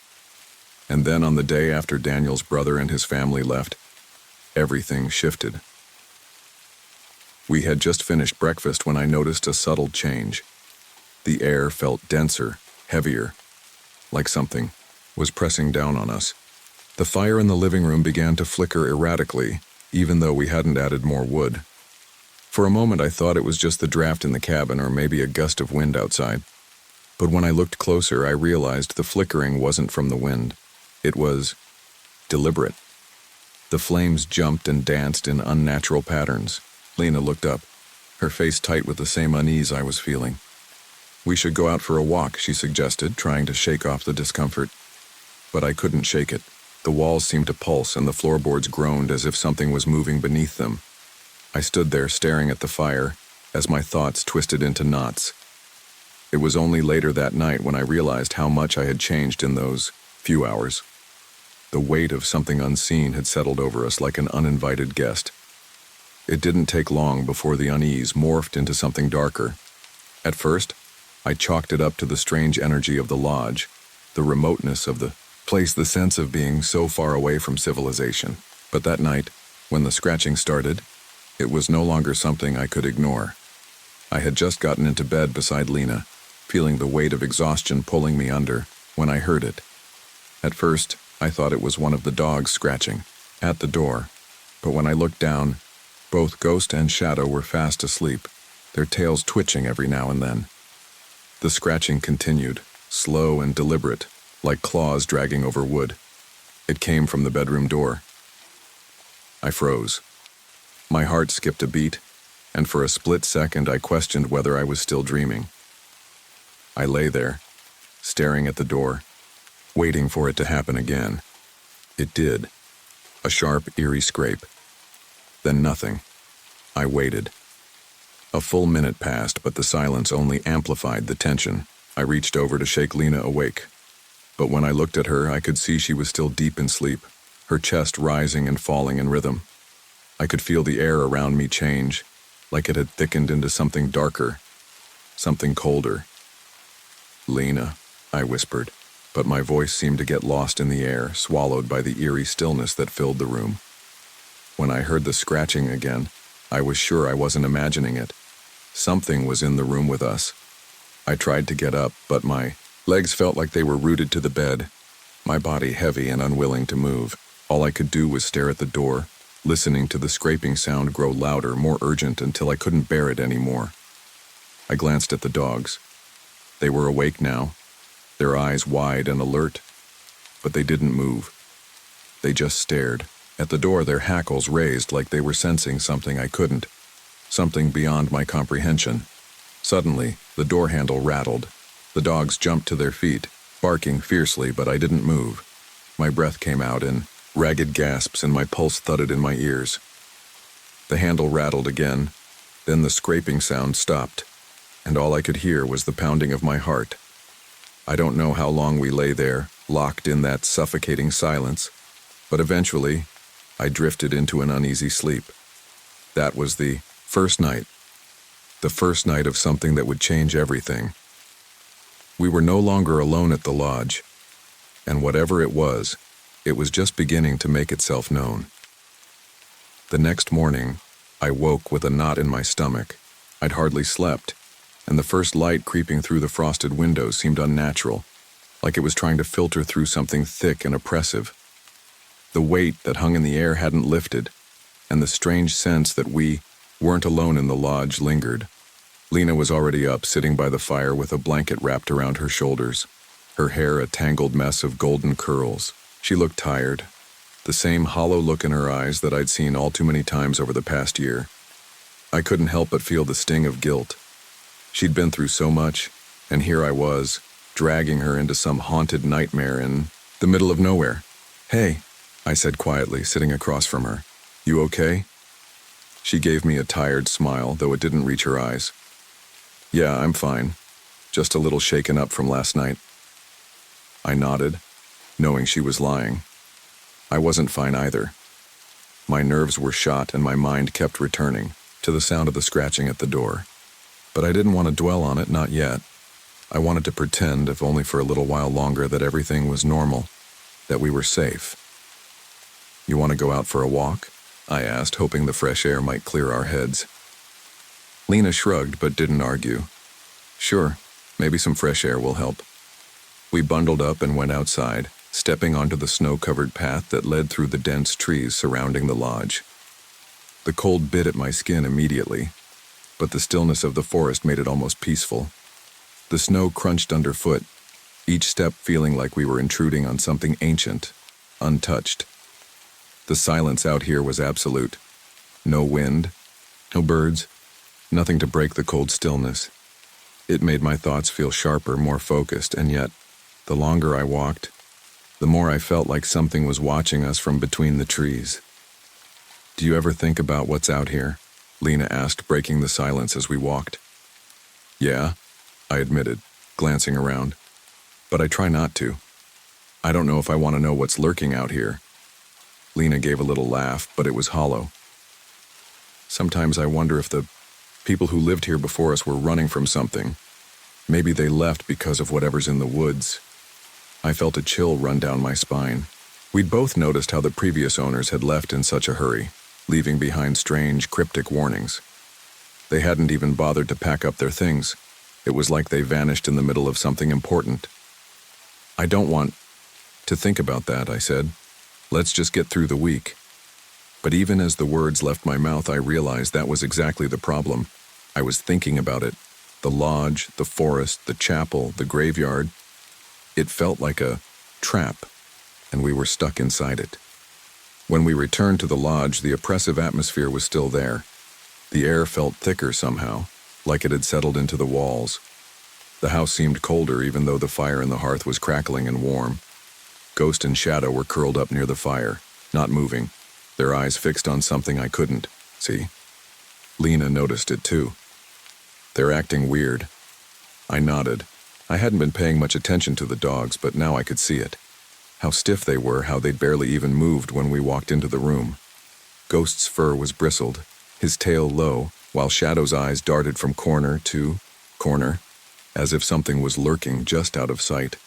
"They're fine," I said, trying to reassure her, but I couldn't shake the feeling that they knew something we didn't. Something wasn't right. That night I sat at the desk in the corner of the room, trying to get some work done, but I couldn't concentrate. The weight of the silence pressed in on me, and my thoughts kept drifting back to the strange events of the night before. The scratching. The way it had felt like something was right there in the room with us, clawing to get in. Lena sat by the fire, reading. The quiet of the room felt suffocating, as though the house itself was holding its breath, waiting for something to happen. Ghost and Shadow were sleeping at the foot of the bed again, but this time I could see how tense their bodies were. Their ears were flicking, their eyes darting toward the door. I stood up and walked over to them, crouching down to pet their heads. "What's wrong, guys?" I muttered. The dogs didn't respond, their attention fixed on something unseen. It was like they were sensing something I couldn't. Something that was just out of my reach. I turned back to Lena. "Hey, do you feel that? The air's different tonight." Lena looked up from her book, her brow furrowed. "Yeah, I was just thinking the same thing." Before I could say anything else, the scratching started again. This time it was louder, more insistent. It came from the bedroom door, just like before, slow and deliberate, claws dragging across the wood. I froze. My heart pounded in my chest and my breath caught in my throat. I looked down at the dogs. Ghost had his teeth bared now, growling softly, while Shadow's body was rigid, his fur bristled. "Daniel," Lena whispered, her voice shaky. "It's happening again." I nodded but didn't speak. I could feel the blood draining from my face, my body frozen in place as I stared at the door. The scratching continued, dragging longer, louder, until it felt like the entire lodge was vibrating with the sound. "Do you think it's—" Lena started, but she didn't finish the question. She didn't need to. We both knew what she was asking. Whatever it wasn't normal. I slowly made my way to the door, my legs shaking with every step. The dogs growled louder, their eyes locked on the door. When I reached the handle, I paused, my hand hovering over it, unsure whether I should open it or not. I needed to, see what was behind it. But I also knew that whatever it was, I wasn't sure we were prepared for it. The scratching stopped suddenly and a deep, guttural noise followed. It sounded almost like a sigh, low, wet, and full of frustration. It was so close to the door, like something was standing right there, just out of sight. I swallowed hard. "Lena," I said quietly, my voice barely above a whisper. "I don't think we're alone here." But before she could respond, the door handle rattled. And just like that, I knew. We weren't alone at all. The rattling of the door handle stopped as suddenly as it had started. The air in the room felt charged, like an electrical storm was about to break. For a moment I couldn't move, couldn't breathe. It was like time itself had slowed down. My heart pounded in my chest, but there was a strange, heavy calmness settling over me too, as though the air had thickened to the point where I couldn't escape it even if I tried. Lena was still sitting by the fire, her wide eyes glued to the door. Ghost and Shadow hadn't moved, but their growling had softened, almost as if they were listening, waiting. Their bodies were still tense, though, their heads low, their ears flat against their skulls. They were waiting for something, and I wasn't sure if I was ready to find out what. "What was that?" Lena whispered, her voice shaking as she stared at the door. I didn't have an answer. I couldn't even explain what had happened, let alone what was happening now. But I knew one thing. I wasn't going to just stand here and let whatever that was get the better of us. "We need to check it," I said, my voice sounding more confident than I felt. I didn't want to sound like I was trying to reassure Lena because, honestly, I was trying to reassure myself too. We couldn't live in fear, especially not in a place like this. If something was out there, if something was lurking, we had to face it head on. Lena nodded slowly, her face pale but determined. She looked over at the dogs who were still fixated on the door. "Do you think we should maybe call someone? The owners, or?" I shook my head before she could finish. "We don't even know if anyone is still around, and even if they were, I'm not sure they'd tell us anything useful. We're on our own here." It was the truth. We were stuck in this remote corner of Vermont, hours away from the nearest town with no cell service and no one to turn to. If whatever was happening here wanted us gone, we didn't have much of a choice but to deal with it ourselves. I took a deep breath and slowly reached for the door handle. Ghost and Shadow's growls deepened, the sound like a low rumble coming from their chests. It was unnerving how in sync they were, how they seemed to sense something we couldn't. The feeling in the room was thick, uncomfortably thick, like the air itself was pressing in on us. I turned the handle and the door creaked open. A draft of cold air rushed in, carrying with it a sharp, earthy scent, almost like damp soil, wet leaves, and something rotting. It hit me immediately, like a punch to the gut. "Do you smell that?" Lena asked, her voice barely above a whisper. I nodded, but my throat tightened. "Yeah, I do." The scent was foul, almost sickening, and it made my stomach churn. It wasn't just the cold of the winter air that seeped through the door. It was something else. Something wrong. I had no idea what it was, but the closer I got to the door, the stronger the smell became. There was nothing there. No movement, no shadows. Just the deep, endless quiet of the dark hallway leading into the rest of the lodge. But as I stood there, I felt an oppressive presence behind me, like something was just watching us, waiting. I turned back to the room, expecting to see Lena standing behind me, but she wasn't. I spun around quickly, my heart jumping in my chest. The sight that greeted me was enough to freeze me in place. Lena wasn't standing at the fire anymore. Instead, she was sitting on the floor by the couch, her face ashen, her eyes wide with terror. Ghost and Shadow were beside her, their bodies stiff, their eyes locked on something in the darkened corner of the room. I took a step forward, then froze again. I couldn't make out what they were staring at. There was nothing in that corner, nothing to see. And yet, the dog's eyes were fixed, unblinking, their growls rising once again. That's when I heard it, a low, guttural sound that came from behind me. I whipped around, my breath catching in my throat. The sound was wet, like someone trying to speak through a mouthful of liquid. A grunt, almost human, but not quite. It sent a chill down my spine, something deep and primal. It was right behind me, too close. I turned back to face the empty hall, my body tense, ready to fight or run or both. But there was nothing there. Nothing except that feeling of being watched. The feeling that someone, was standing just out of sight, breathing down my neck. Lena's voice broke through the silence. "Daniel, it's behind you." I didn't have time to turn around before I felt the heat of something press against my back. Something large, something wrong. A breath. It wasn't cold, but warm, foul. I spun around, every nerve in my body screaming for me to run. But again, there was nothing, just the empty hallway. The wet, guttural grunt sounded, again, this time louder, as if it was closer, right behind me, leaning over my shoulder. The smell of decay filled the air again, stronger than ever. I gasped, my stomach churning as I backed away from the empty space. I didn't know what it was, but it was here, in the lodge, and it was coming for us. "Lena," I croaked, barely able to get the words out. "We need to leave. Now." But Lena didn't respond. Her eyes were wide with fear, her body rigid. She wasn't looking at me. She wasn't even looking at the door or the hallway. She was staring at something in the dark corner of the room. Something that wasn't supposed to be there. And that's when I knew we weren't going to leave this place the same way we came in. Because whatever this thing was, it was with us now. And it wasn't going to let us go. The next few days felt like an eternity, though I couldn't pinpoint exactly why. The air in the lodge had never been the same after that night. It wasn't. Just the biting chill that crept under my skin or the smell of wet leaves and decay that lingered long after the moment had passed.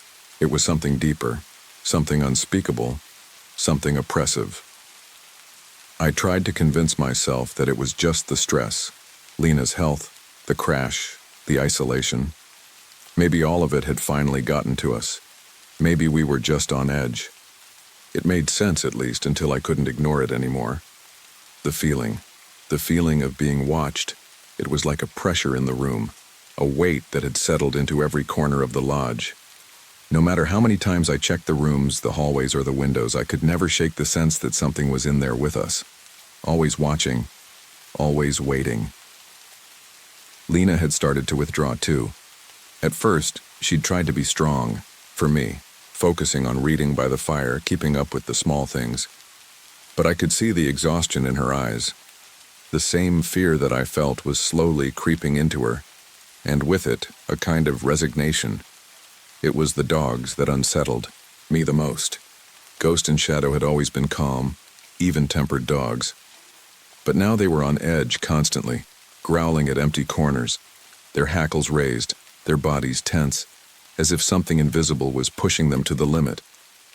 One night, after we'd gotten into bed, I heard it again. The same soft scratching, slow and deliberate, against the bedroom door. The sound had become almost a nightly ritual. At first, I thought it might have been the wind, the house settling, or maybe even some rodent, but no, it was too purposeful, too consistent. Lena didn't even flinch anymore. She had grown accustomed to it, I guess, but the dogs were another story. They had become completely unhinged. Their growls echoed through the room, sharp and guttural, their eyes fixed on something that wasn't there. "Daniel," Lena whispered, her voice so small it almost broke my heart. Do you think we should leave? It's not getting better." I didn't have an answer for her, not one that felt real. I had the overwhelming urge to reassure her, to tell her that this was all just in our heads, that we could pack up and go back to normal. But something in me, some primal instinct, told me that it wasn't that simple. Whatever was here, whatever was haunting this place, wasn't going to let us leave so easily. "I don't know," I said, my throat dry. "But I think we need to do something. We can't just keep pretending it's not happening." I tried to focus on the moment, to stop myself from spiraling into the same paralyzing fear I'd felt when we first heard the scratching. But it was hard. It felt like something was pressing in on me from all sides, the walls of the lodge closing in. The night passed uneventfully, but as dawn broke, a strange, uneasy quiet settled over the house. Lena had fallen into a fitful sleep beside me, the flickering fire casting long, erratic shadows on the walls. I wanted to stay awake, to keep watch, but my body was exhausted, my mind foggy. Then I heard it again. A grunt. I could feel it more than I heard it, a vibration in the air, a sound that rattled the bones. It was a wet, choking noise that echoed, deep inside me, sending chills through my spine. The sound wasn't just in my ears. It was in the room. It was in the walls, the floor, the very air around me. Lena stirred beside me, groaning softly as if she had felt it too. Her hand found mine in the darkness, her fingers trembling against my skin. "What is it?" she whispered, her voice almost lost in the thick silence. "I don't know," I whispered back. "But I think it's here with us. Whatever it is." Her grip tightened, and for a moment I wanted to believe it was just some twisted trick of our minds. Maybe the isolation had finally gotten to us. Maybe it was the pressure of being trapped in this place with only each other and the dogs for company. But the gnawing feeling, the constant pressure, told me otherwise. The dogs were still asleep at the foot of the bed, but their bodies were stiff. their eyes wide open, staring into the corner of the room. That same corner where Lena had seen something lurking days earlier, where I had heard the unsettling noises. The dogs didn't move, didn't make a sound, they simply stared, eyes unblinking, ears flattened against their skulls. It was as though they could see something I couldn't, something that terrified them beyond measure. Then, something shifted in the corner. I don't know what it was. At first, it was just a shadow, too fleeting, too subtle to pinpoint. But it moved. It moved in a way that didn't belong. The darkness twisted unnaturally, a shifting mass that seemed to stretch and contract like a living thing. Lena's breathing hitched, and she pulled herself closer to me, clutching at my shirt. I wanted to say something to reassure her, but couldn't. I couldn't look away from the shadow in the corner. It was like the world around it didn't exist, like it was sucking the light from the room. Everything felt dimmer, colder, and then the air grew heavier. I could feel it pressing against me, like the very weight of the space itself had multiplied. The temperature dropped so quickly that I could see my breath in the air. I could feel the hairs on the back of my neck stand up. It was as though the lodge itself was alive. No, that's not right. The lodge was waiting. The dogs began to growl again, low and deep, a growl that rumbled in their chests like a warning. Their hackles were raised, their bodies rigid, but still they didn't move. They stayed rooted to the floor, their gaze locked on that corner. And then, as suddenly as it began, the air lightened. The pressure lifted. The shadow receded, melting back into the darkness as if it had never been there. The room felt almost normal again, though the unnatural cold still lingered in my bones. But the fear wasn't gone. "Lena," I said, my voice barely a whisper, as if the very act of speaking might wake something up.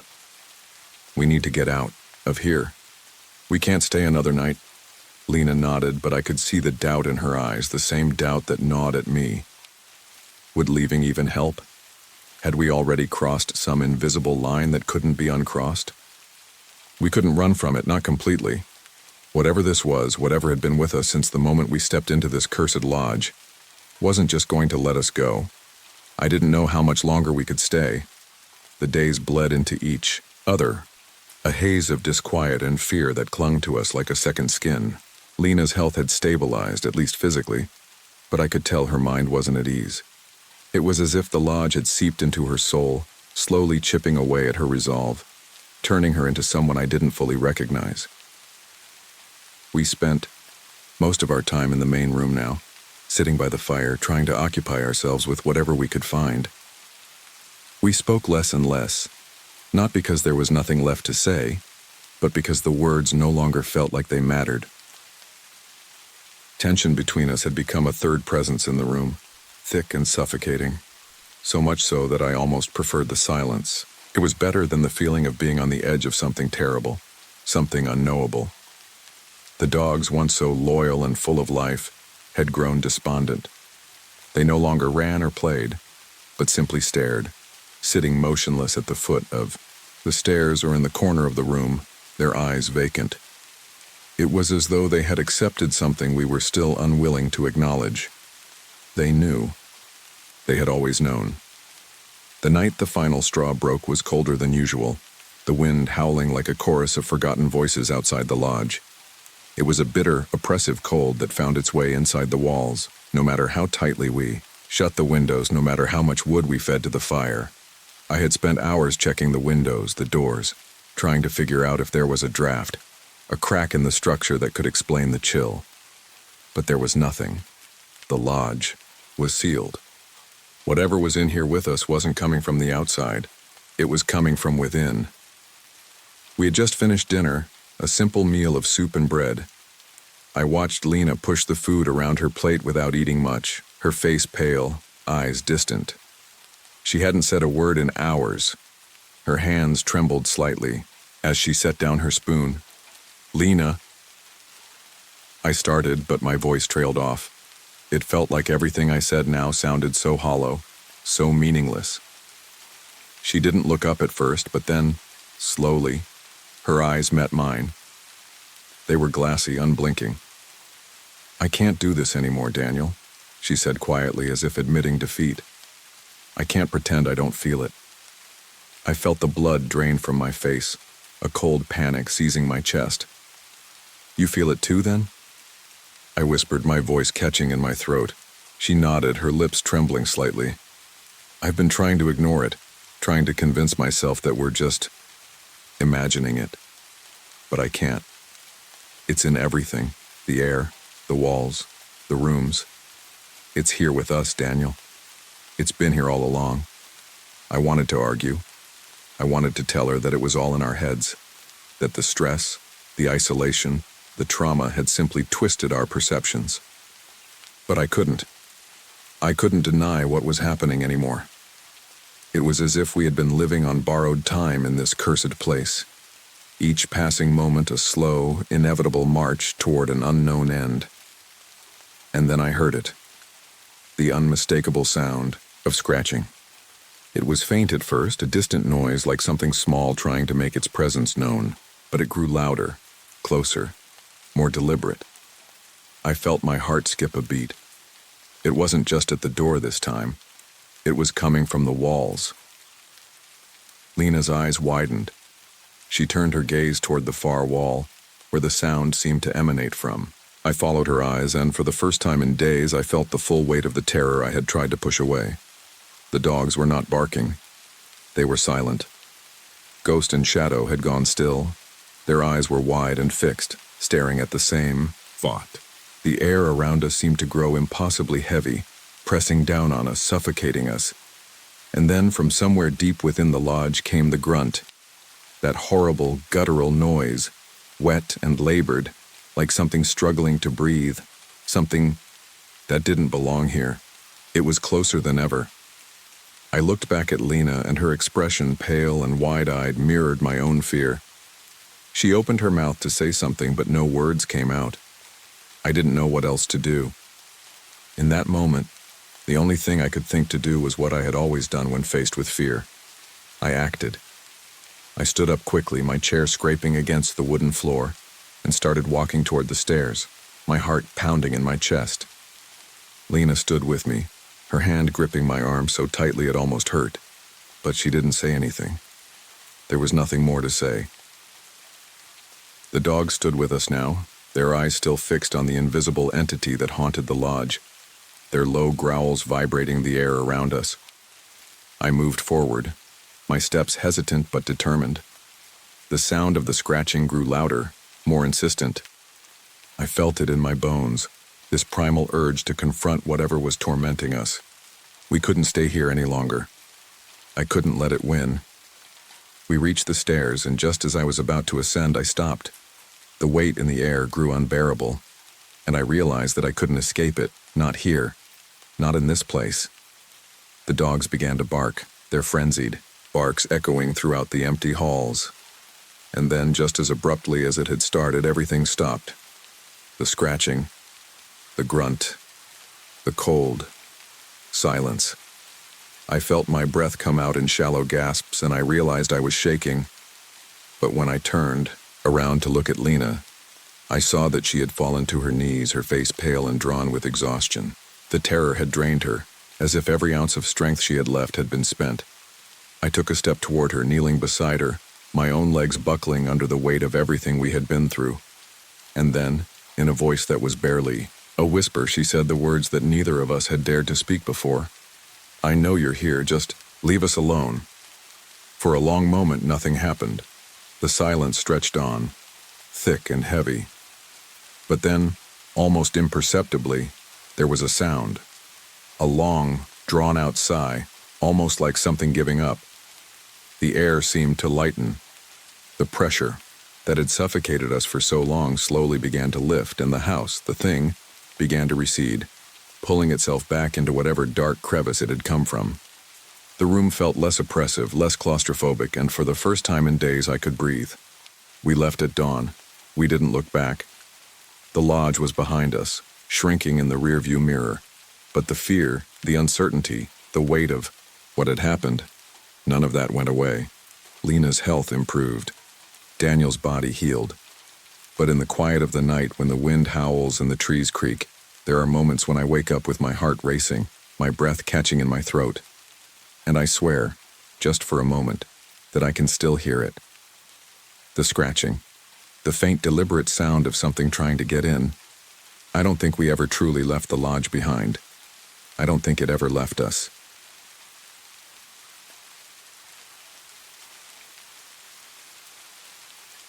My earliest memory of the farmhouse isn't of the house itself, but of the land that surrounded it. Those sprawling fields, the dense woods that seemed to stretch forever, and the ever-present mist that clung to the hills like a shroud. People used to whisper about the place, though we were too young to understand their warnings at the time. They said it was touched, that the land didn't want people on it, that the dead didn't stay buried here. But my parents, desperate for a fresh start after my father's failed business, moved us anyway, and when we did, we became the only family foolish enough to settle into that decaying farmhouse. I was 6 years old when we first moved in. My little brother Caleb was just a baby, and I had the entire house to myself when the grown-ups were busy. At first, it felt like an adventure. The house was big, bigger than anything we'd ever lived in before. The floors creaked with every step we took, and the wallpaper was peeling, faded with time. There were old portraits of people I never recognized, their eyes staring out at us as we unpacked our things. It was like they were waiting for us to leave, but we didn't. The cornfield, which stretched for what seemed like miles behind the house, became my sanctuary. I spent hours out there, running between the stalks, the yellowing leaves brushing against my face. But I always felt like something was watching me. Not from the house, no, the house was too far away, but from the fields. I couldn't explain it. It wasn't like the wind or the way the trees creaked. It was something else. It wasn't until one late afternoon that I realized what it was. I was playing in the cornfield again, lost in my own world of make-believe. I ran between the stalks, pretending to be an explorer, a brave adventurer. But then out of the corner of my eye, I saw something move, something big. I froze, my heart thudding in my chest. At first, I thought it was just another shadow playing tricks with the setting sun, but when I looked again, it was real. A dog. Or at least I thought it was. It was enormous, its fur matted and dark, nearly black. The thing's eyes, though, were what made me stop breathing. They were milky white, no pupils, no irises, just pale, staring into me. I couldn't move, couldn't even blink. The dog's jaw was slack, hanging open in a way that didn't look natural, like it was more mask than mouth. I wanted to scream, but I couldn't. I was paralyzed by something that wasn't fear. I don't know what it was, but it felt like the ground beneath me had gone cold, like I was no longer safe. I called out for my mother, my voice trembling. "Mama!" I yelled over and over, but the dog didn't flinch. It just stared at me, unblinking, and then as quickly as it had appeared, it vanished. Gone. Disappeared into the thickening fog. The air smelled damp, like wet fur. My heart pounded in my chest and my hands shook. I couldn't explain what had happened. I couldn't even explain how it made me feel. It wasn't until I ran back to the house that I realized the dog's stench lingered, like it was stuck in the air, hanging around me like a ghost. When I got inside, I rushed into the kitchen where my mother was unpacking boxes. I told her what happened, how I saw the dog, how it had looked at me, how its eyes were strange, but she just shook her head as if I had imagined it. "That's enough of that, Evie," she said, her voice soft but firm. "You're just tired. You need to stop making things up." But I wasn't making it up. I knew what I had seen. Later, when I told Caleb about it, he looked at me wide-eyed. He was just old enough to understand what I was saying, but not old enough to know how to comfort me. He just stared, then whispered, "I saw it too." I frowned, confused. "Saw what?" "The dog," he whispered back, his voice barely audible. It wasn't a dog. It was wearing one. His words struck me like a blow. I didn't know what he meant, but I didn't ask. I didn't want to know. Whatever it was that had appeared to me in the field, it wasn't just an ordinary animal. And as the days passed, the house and the land only seemed to get stranger. The dog, if that's what it was, didn't come back that day. or the next. But the memory of it, the strange, eerie presence stayed with me, lingering in the back of my mind, like the stench of wet fur that never quite went away. And as I grew older, I began to understand that whatever was out there, in the cornfields and the woods, was more than just a dog. It was something older, something far darker, something that had been waiting for someone like us to come to the house, and something that wouldn't let us leave. That night I lay in bed listening to the old house creak and groan. The wind whistled through the cracks in the walls and I pulled the covers tightly around me, trying to ignore the feeling that I wasn't alone. But deep down, I knew.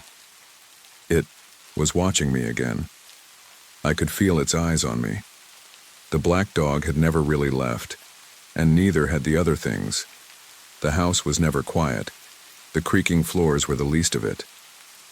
The wind, blowing through the cracks and gaps, howling like some kind of animal. The walls themselves seemed to have a voice, a groan here, a sigh there, as though they were alive, breathing in time with us. The house had always been unsettling. Its old bones and its peeling paint, but the thing that made it worse was the feeling that we weren't really alone, that we never had been. I remember nights in the dead of winter when the silence in the house was so thick that it pressed against my eardrums. There was no sound of crickets or coyotes or the wind through the trees. Nothing. Just this suffocating quiet. And then, out of nowhere, I'd hear it. Footsteps. They weren't the kind of sounds you hear when someone's walking through the house either. No. These footsteps were deliberate, slow, like something was pacing the hallways, as though it was trying to make sure we were still here. They always seemed to start from the end of the hall and then move toward my room, getting closer and closer until they'd pause outside the door. Just outside. And it wasn't just me who heard it. Caleb, my little brother, would scream in the middle of the night sometimes, clinging to me when I rushed to his room, his eyes wide with terror. "They're watching me," he'd whisper. "They're standing in the corner." I didn't know what he meant. I thought it was just his wild imagination, or the shadows playing tricks on him. But deep down, I knew better. The house had a way of bending your thoughts, of making you doubt what was real and what wasn't. The worst nights were the ones when I woke up to a cold finger tracing down my spine. It wasn't a dream. I'd feel the weight of the hand before I even realized it was there. Cold, skeletal, and gentle. As though it was trying to comfort me. But I knew better than to trust it. I could never move. I'd freeze in place, heart hammering in my chest, the breath caught in my throat. I'd feel the hand stroke my hair, the fingertips dragging over my skin with a horrible dry rasp. I remember the smell too, old, like decayed leaves, mixed with something sickeningly sweet. Sometimes it would whisper my name in a voice that sounded like it was made of wind and dust. Evie. I could never bring myself to turn around and look. I was too scared to see what was there, too scared to face whatever had its hand on me. And when I finally gathered the courage to peek, there was nothing at all. The bed would be empty, the air thick and cold, and I'd lie there staring into the dark, too afraid to move, too afraid to sleep. But it wasn't just me.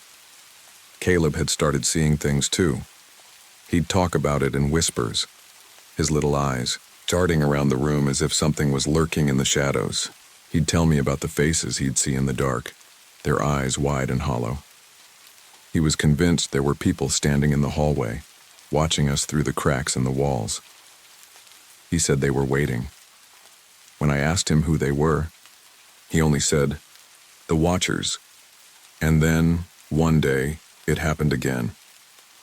I woke up to the sound of footsteps, but this time, it wasn't just in the hallway. It was inside the room. I could feel it. Slow, deliberate steps on the floorboards moving across the room toward my bed. My heart skipped a beat. I squeezed my eyes shut, praying it would go away. But the steps didn't stop. I could hear them, getting closer, closer. I didn't want to look. I didn't want to see what was coming for me. But something inside me, some primal instinct maybe, told me that if I didn't look, I would never know. So I opened my eyes. There at the foot of the bed, standing in the shadows, was a figure. I couldn't see it clearly, only the outline of its shape, the way it seemed to stretch unnaturally tall like it was looming over me. It was dark, and the shadows wrapped around it like a cloak. It had no face. I couldn't see its eyes, but I could feel them, burning holes into me. Didn't scream. I couldn't. I was paralyzed by fear, unable to do anything but lie there staring at the shape, feeling the oppressive weight of its presence. And then, just as suddenly as it had appeared, it was gone. The room went silent. The footsteps stopped. But that silence was worse than any noise. I sat up, my heart racing, my breathing ragged. I looked around the room, searching for any sign of what I had seen. Nothing. The room was empty, just like all the other times. The terror didn't stop, though. I knew something was in the house. Something that had always been there, just waiting for us to see it, waiting for us to acknowledge it. The Watchers. And they weren't just in the shadows anymore. It wasn't long after that Caleb stopped sleeping in his room altogether. He would sneak into mine, his small body trembling in the night. "They're still out there," he'd whisper. "I saw them again, Evie." I didn't know what to say. How could I comfort him when I was just as scared as he was? The truth was we were both terrified. Terrified of what was in the house with us. Terrified of what was waiting for us in the dark corners. The thing that had been there before we even moved in. The Watchers weren't done with us, not by a long shot. The house had a way of getting inside your head. The longer we stayed, the more it felt like something was digging into my skin, scratching, away at the layers of comfort and sanity I thought I still had left. It wasn't just the footsteps or the shadows in the corners of the rooms anymore. It was the sense that something was watching, even when I couldn't see it. The air itself felt thick with it, suffocating in its silence. It had been a few weeks since Caleb stopped sleeping in his own room, and I knew it was only a matter of time before I'd have to start worrying about my own safety. But what was worse than the fear was the way the house seemed to wrap itself around you. At night it felt like I was suffocating under the weight of it, as though the walls themselves were pressing in. I don't know why I still slept in that house. Maybe it was because I didn't know where else to go. My parents had always been the type to dismiss anything out of the ordinary, always chalking it up to our wild imaginations. My mom would say, "It's just the house settling," or, "You're probably hearing things in the wind." When I told her about the voices or the cold fingers that would brush against my back when I was trying to sleep, she never believed me. And honestly, I think I began to wonder if I was just losing my mind too. But it wasn't just me. It was the house. It was the way it shifted when you weren't looking. The way it made you question your reality, your safety. The worst part was the feeling of being touched. It was subtle at first. Little things, like the mattress shifting slightly beneath me in the middle of the night, or the way the sheets would feel colder than they should, even in the heat of summer. Sometimes when I would wake in the night, I'd feel like someone had been sitting at the edge of the bed just watching me. But when I turned, the room would be empty, the air still. It wasn't until the night of Grandpa's funeral that things changed. I had been devastated, of course. Grandpa had always been the one person in the family who truly understood me. He was the one who would take me on long walks through the woods behind the house, pointing out the different plants and animals, telling me stories about our ancestors. His death hit me harder than I expected, and I couldn't shake the feeling that something had been left undone between us. I lay in bed that night, my face buried in the pillow, trying to quiet the sobs that threatened to overtake me. The house was as cold as it always was in winter, and my body shook with grief. Everything felt wrong. I hadn't cried like this in years, and it felt like a dam had burst inside me. I wasn't sure how long I lay there, wrapped in my sorrow, when I felt it. At first it was the faintest pressure, a soft dip on the bed beside me. I froze, holding my breath. The mattress shifted just enough to let me know something, or someone, had moved. I thought for a second that it was Caleb sneaking into my bed again. but I could tell by the weight of it that it wasn't him. This wasn't a child. It was something much heavier. And then I felt the hand. It wasn't cold like I expected it to be. It wasn't like the cold fingers that brushed against my back earlier. No, this hand was warm, almost tender. I could feel the rough skin, the dry texture of what felt like ancient brittle bones. It stroked my hair gently over and over again, the movement so deliberate, so careful, as if trying to comfort me. I didn't dare turn around. I couldn't. I was too scared to know what I might see. Instead, I lay there, paralyzed by the sensation of being cared for, touched if only for a moment. The breath I could feel on the back of my neck wasn't cold, though. It was warm, like someone whispering to me in the dark. The voice came then, a low, rasping sound, as dry and fragile as autumn, leaves crunching beneath feet. "Shh, little one, it's all right, shh." I felt a tremor run through me, a shiver of revulsion that seemed to emanate from my very bones. It wasn't comfort that I needed. It was something else. Something wrong. I fought the urge to scream. I couldn't move, couldn't even find my voice. I was frozen, too terrified to do anything but feel the warm pressure of that unseen hand. But when I finally gathered enough courage to shift, just enough to peek over my shoulder, I saw nothing. The bed was empty. No one was there. But the air felt heavy. It felt wrong. It took me a long time to fall asleep after that. I kept my eyes open, scanning the room for any sign of movement, any sound that might betray the presence I had just felt, but nothing came. The house fell into an eerie stillness, as if it were holding its breath along with me. The next morning, I didn't say anything to anyone. I didn't tell Caleb about the hand or the voice, not at first. I thought I had imagined. Maybe it was the grief or the weight of everything happening around me.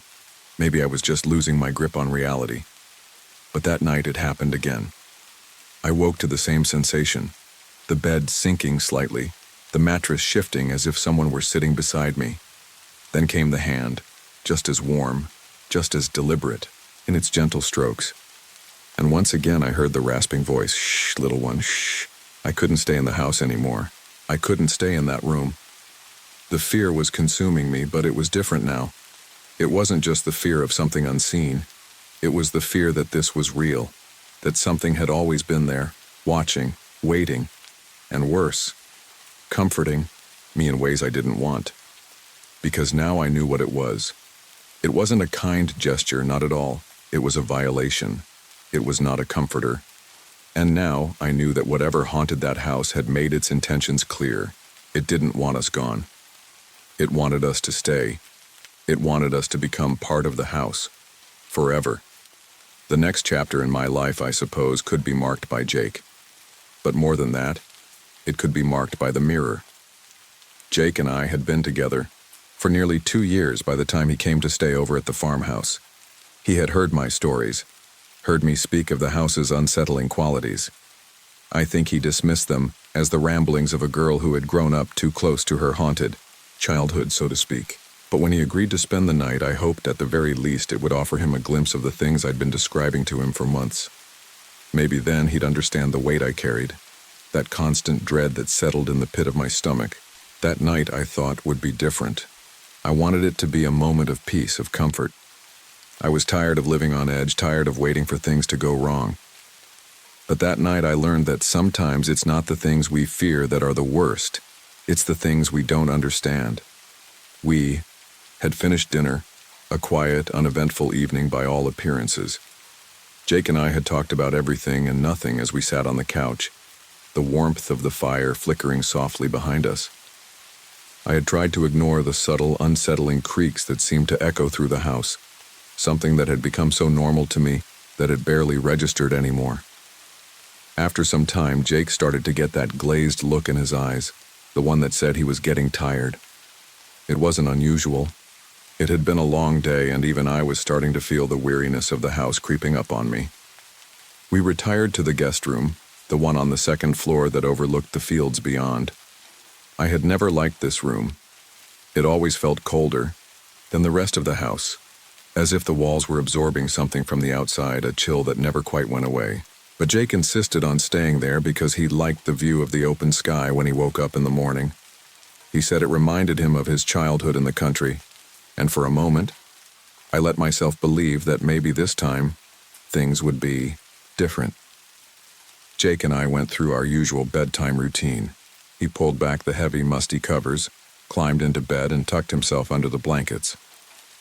We talked for a while about work and some of the stupid things we'd seen that day. But eventually his words trailed off and I knew he was asleep. I, however, couldn't shake the feeling that something was off. The air in the room felt oppressive. I tried to push the sensation aside, telling myself it was just the cold night creeping in through the cracks in the old windows. But it wouldn't leave me alone. I turned over to face the vanity mirror, which stood across from the bed. I hated that mirror. It was large and ornate, framed in chipped, peeling gold paint. The kind of piece you'd find at a flea market, the kind that was too heavy for its own good. I had always felt like it was watching me, its surface reflecting something that didn't quite belong. The mirror was fogged up, just slightly, enough for the reflection to distort at the edges. I had never mentioned this to Jake before, but there was something about that mirror that unsettled me more than I ever admitted. At night I would catch myself glancing at it over my shoulder, as if expecting something to move in its reflection. It was like it was alive, like the room behind it wasn't really empty, but I didn't say any of this out loud, not to him. How could I?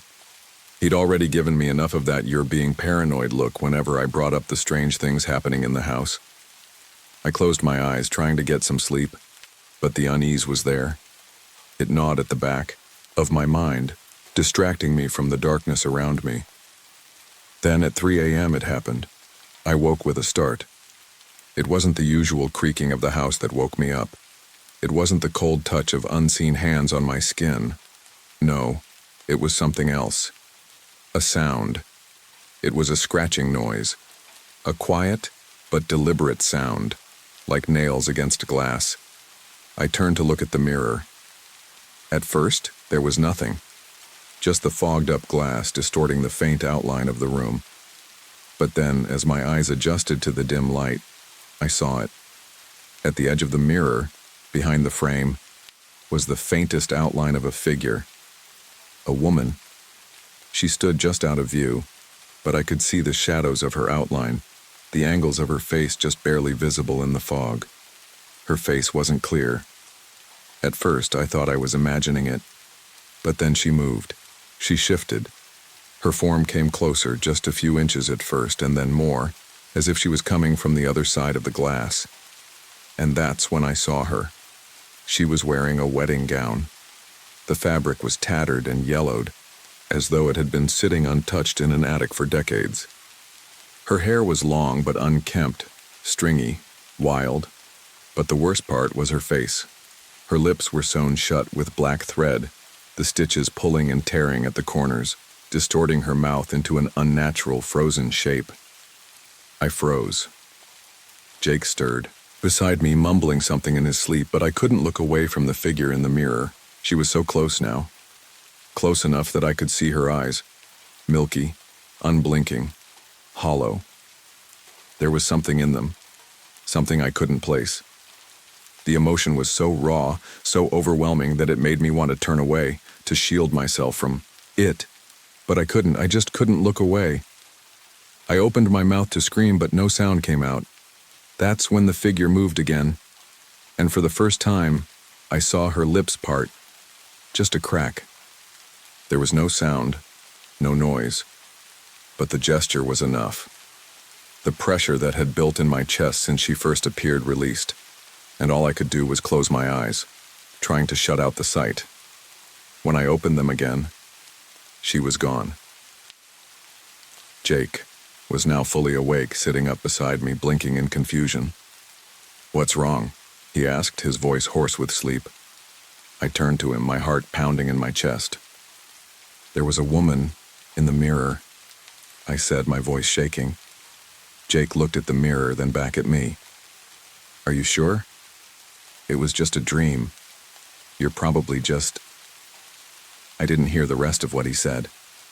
I couldn't. The mirror was still fogged up. But now something was different. There was a subtle pressure against the glass, like something had pressed its face against it from the other side. And that's when I realized I hadn't just seen her. She had been waiting. She was still there. The days after Jake and I spent that night in the guest room were uneasy. I don't think either of us spoke much about the incident, the woman in the mirror. I know Jake tried to chalk it up to my overactive imagination, a combination of exhaustion and old memories of the house. He was a practical man, a scientist.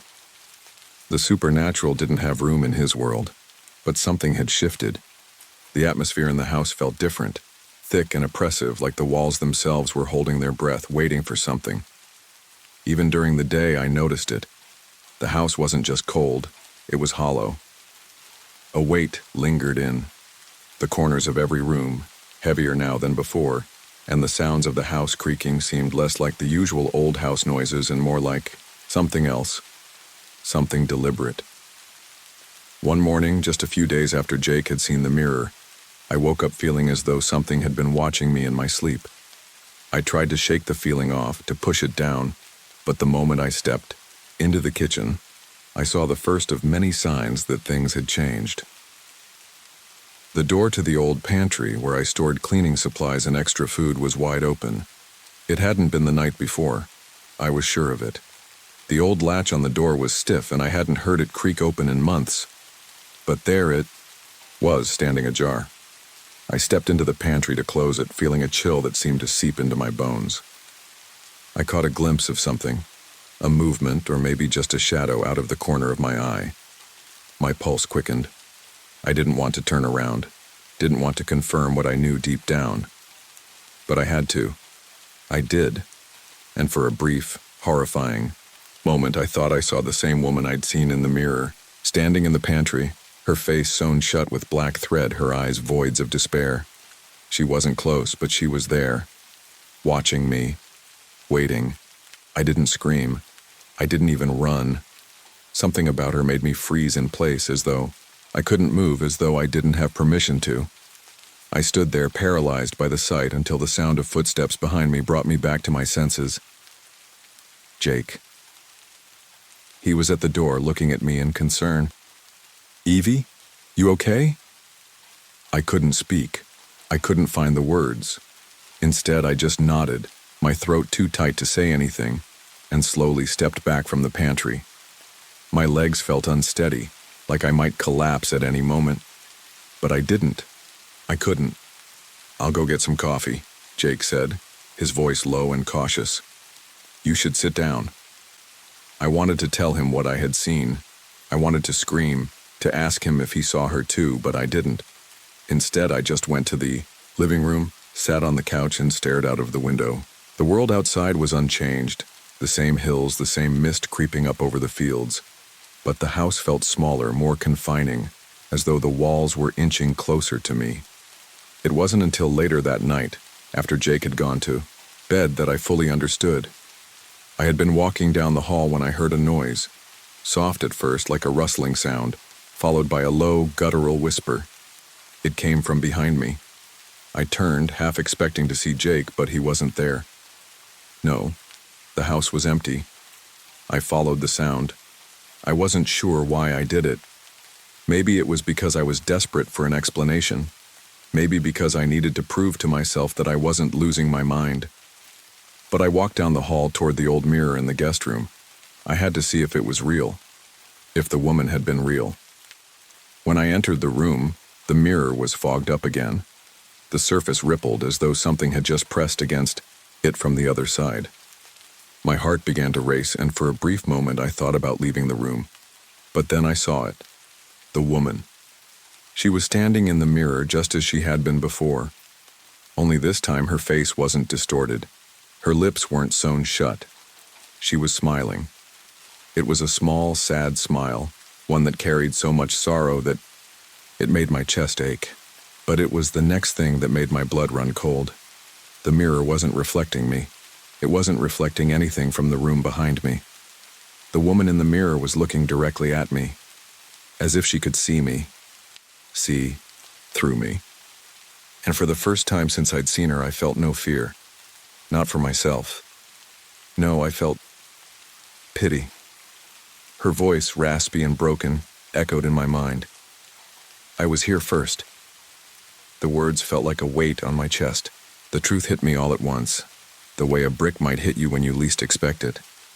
The house, this house, was hers. The land, the space. It had always been hers, and I was the intruder. The figure in the mirror didn't disappear this time. She stayed there, staring at me, and the air in the room seemed to thicken with her presence. And then, as if an invisible hand had reached out and pulled her away, she was gone, just like that. But I could still hear the echo of her voice, and I could still feel her eyes on me. I stood there for what felt like hours, the coldness of the room settling deep into my bones. When I finally left the room, I didn't go to Jake. I didn't tell him I couldn't. The next morning, I packed our things. We didn't talk about it. Jake just assumed it was the usual things, the usual unease that I felt. He didn't know what I had seen, and I couldn't bear to tell him. I didn't want him to look at me the way everyone else had over the years, like I was crazy, like I was just making things up. When we left the farmhouse, I didn't feel relief. I just felt emptiness. I had always known that the house would claim me in some way, that whatever lingered there had waited for me all these years. The road stretched ahead of us, and as we drove away, I kept looking back at the farmhouse in the rearview mirror. The mist curled around it like a shroud, and in the distance I swore I saw the faint outline of a figure standing in the window. But I didn't say anything, and for the first time, I let the house go.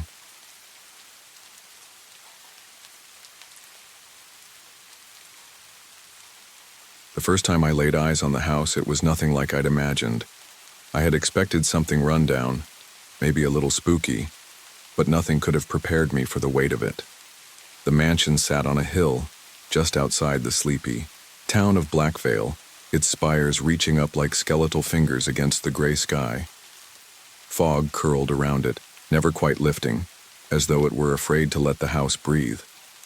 I had inherited the place from my grandmother, Eleanor Mercer. She'd lived here her whole life, keeping the mansion well kept and polished even as the town around it fell into disrepair. I'd always been told stories about the house, how it had been built during the 1800s by a wealthy merchant, how it had a dark history, murders, betrayals, disappearances. But I'd never believed the tales. My grandmother had always assured me the house was just old. There was no real curse, no reason to be afraid. But when she passed away and the house was left to me, I couldn't help but feel that the air around it was thicker than it should have been.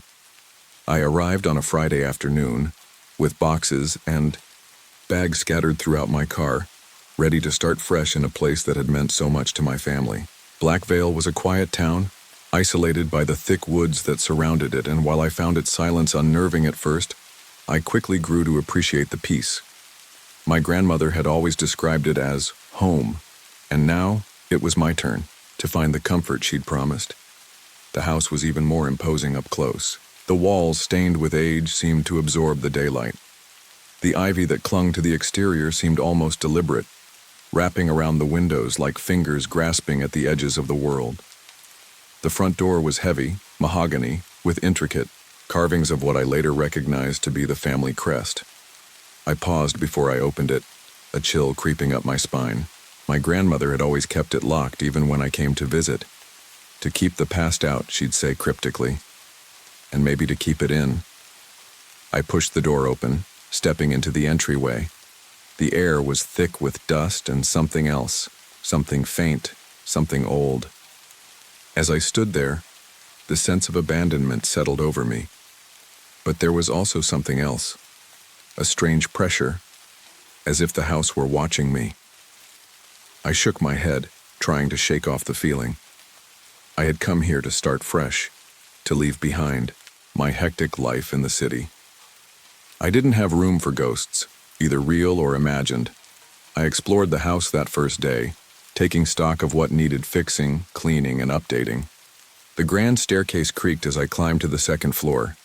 The wallpaper was peeling, the floors scuffed and stained, but there was something charming about it, a kind of old-world grace that spoke of times gone by. I found my grandmother's old bedroom in the back of the house. It looked untouched, as though she had simply walked away from it. The bed was made, the curtains drawn just slightly, allowing a thin sliver of the muted sunlight to spill across the hardwood floors. I couldn't help but notice how still the room felt, like someone was waiting.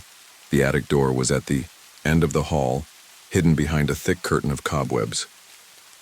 My grandmother had always warned me not to go up there, but the temptation to explore was too strong. I opened the door and immediately, the temperature dropped. The attic was dark, the only light filtering through a small window near the ceiling, casting strange shadows across the room. Boxes of old keepsakes, furniture draped in dusty sheets, and forgotten belongings filled the space, giving the room the feel of something abandoned, not just by time, but by the people who had lived there. I stepped forward, feeling the floor creak beneath me. The air was stagnant, thick with the scent of mildew. Then I heard it. The faintest sound, a creak, then a whisper. I froze, straining my ears. Thomas. The name was soft, almost a child's voice, but it was unmistakable. I glanced around, but the attic was empty. My heart began to pound in my chest.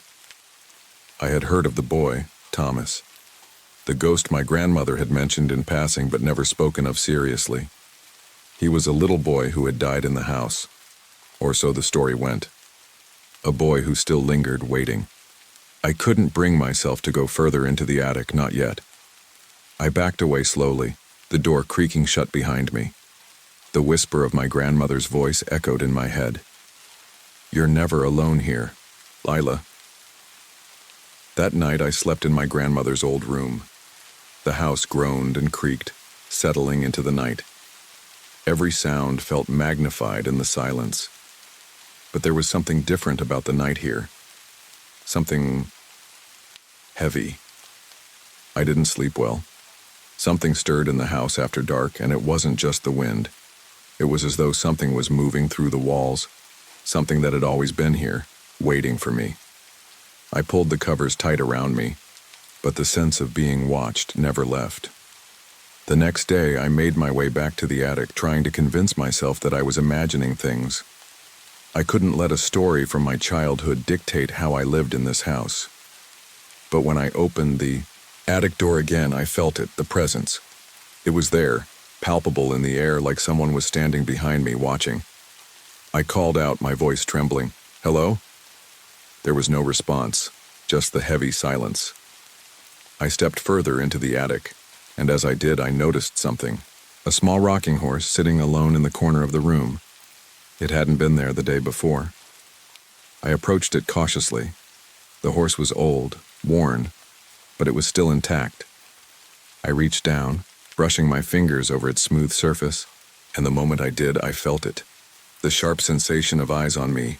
I quickly backed away from the rocking horse, my heart pounding. That's when I heard it. A soft, almost inaudible giggle.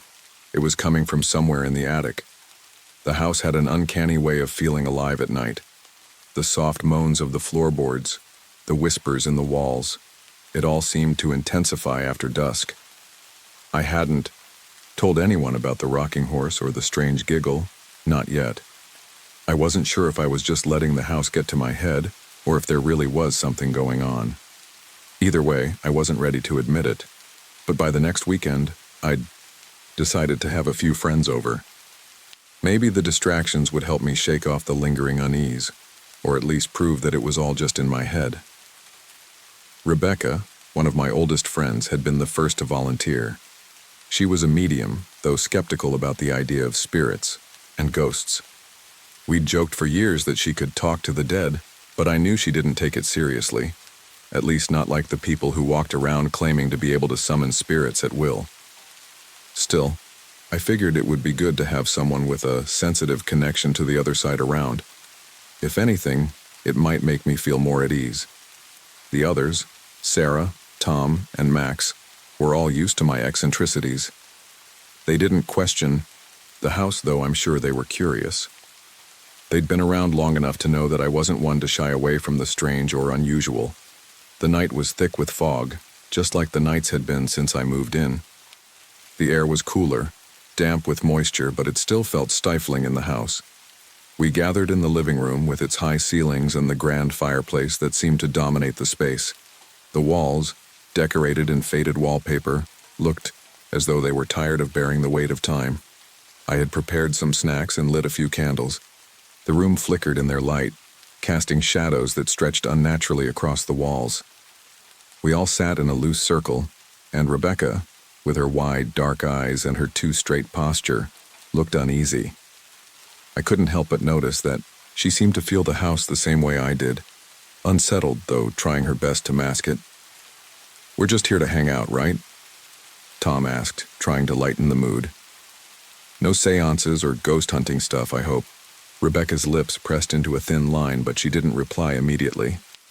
I could tell she was thinking hard about something, her gaze moving around the room, pausing as it swept over the stairs and the dark hallway that led to the kitchen. "You're right?" I said, a bit too quickly. "We're just here to have a good time. No seances, promise." But Rebecca wasn't convinced. She cleared her throat and spoke in a low voice, her words deliberate. "There's something in this house. I don't know what it is, but it's here." My heart skipped a beat. I wasn't the only one feeling it. Max snorted, though he didn't sound entirely confident. "What, like a ghost? Please, Rebecca, stop being dramatic." But Rebecca didn't respond to him. She continued to stare at the ceiling as if the house itself were speaking to her, and then she muttered under her breath, "There's more than just the usual ghosts in here. They're trapped. Trapped in this place."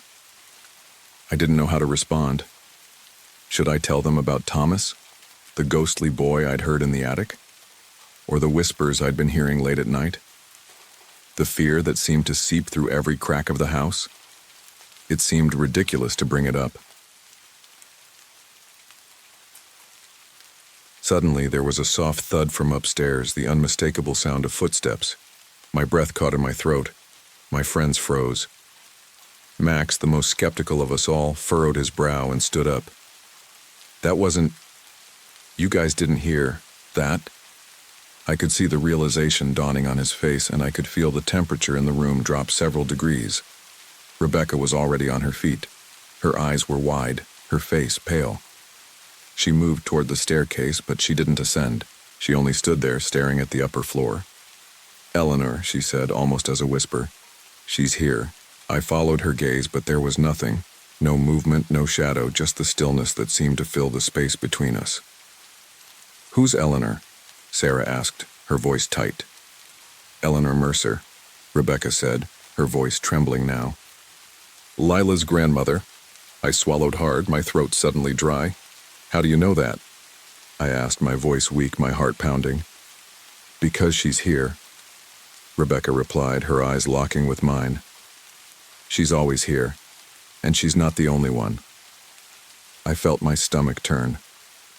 The air around us grew heavier, as if the walls themselves were closing in. Then, as if on cue, the house creaked, the floorboards groaned, and the unmistakable sound of a child's giggle echoed down from the attic. The temperature continued to drop, and I could feel the hairs on the back of my neck stand up. The sound of the giggle grew louder, more insistent, until it felt as though the room was vibrating with it.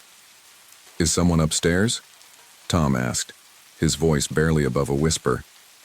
He stood, hesitating before he walked toward the stairs, a look of dread in his eyes.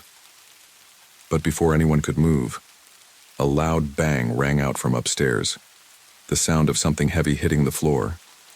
It was followed by an eerie silence that filled the house. "We need to get out of here," Rebecca said, her voice tight with fear. I stood frozen, my heart racing, the room spinning around me.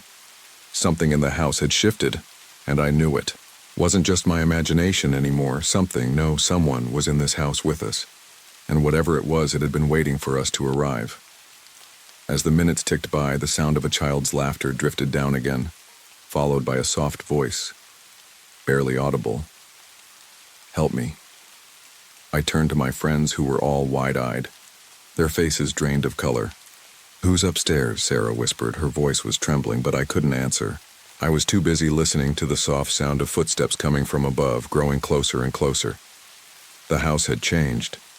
It was no longer just the unsettling creaks and whispers I had grown used to in the dark hours of the night. This felt different, more immediate, as if something were aware of us, watching us. Even now, standing in the living room with the others, I felt that presence, heavy, suffocating. The air felt thicker, as though it was being held in place by some invisible force, tightening with each passing second. I couldn't breathe. My chest constricted with every inhalation, the temperature in the room dipping as if the very walls were exhaling cold, damp air. Rebecca's hand was shaking as she reached for the chair back, her wide eyes never leaving the staircase. I didn't know how to process what had just happened. Was this real? Was this just the culmination of everything I had been feeling since moving in, or was there something else, something worse? I was rooted to the spot, too terrified to move, my eyes darting to the window where the fog outside seemed to press up against the glass, blocking out any trace of the world beyond. A world that suddenly felt far, far away. "Rebecca, what's going on?" Max's voice cracked. He sounded smaller than I'd ever heard him. He always joked about his fear of ghosts, but I could see that the bravado was gone. He was scared, just like the rest of us. Rebecca took a deep breath, visibly trying to calm herself, but there was no mistaking the unease in her posture. Her hands were trembling at her sides, her eyes scanning the room like she was looking for something she couldn't see, something just beyond our reach. "It's Thomas," she said, her voice hoarse. "The boy in the attic. He's not like other spirits. He's been trapped here, trapped by something much darker." The silence in the room felt suffocating. I swallowed, my mouth dry, unsure of what I was supposed to say. I had heard that child's laughter again, hadn't I? The one that seemed to seep from the attic where I had heard rustling the very first night I spent here. I thought I had imagined it, told myself it was the house settling, the wind shifting through the rafters. But now, I wasn't so sure. "What, do you mean trapped?" I asked, my voice quiet, barely audible against the deepening tension in the air. Rebecca's gaze flicked back to the stairs. "You don't understand. Thomas isn't just a lost soul, he's being hunted. By something far older. Something that feeds on fear. That's why the house feels wrong. It's not just haunted. It's being corrupted." Her words hit me like a punch to the gut, leaving me winded and struggling to make sense of what she was saying. Hunted? Corrupted? That didn't make any sense. But then I remembered the dream I'd had a few nights ago, the one with the dark figure standing in the corner of my room watching me, and the scratching sound from the attic, and the whispers in the walls. Everything seemed to be connecting, one horrible detail after another. "Who's hunting him?" I asked, my voice barely above a whisper. Rebecca swallowed hard, the fear evident in her eyes. "The Hollow Man, he's not just a ghost or a spirit, he's something darker, something ancient, and he's been feeding on Thomas for years, growing stronger with each passing night."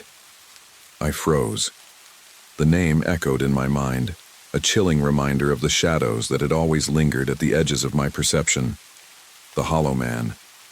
I had heard that name once before, whispered by the previous owners when I'd asked about the house's history, but they hadn't explained.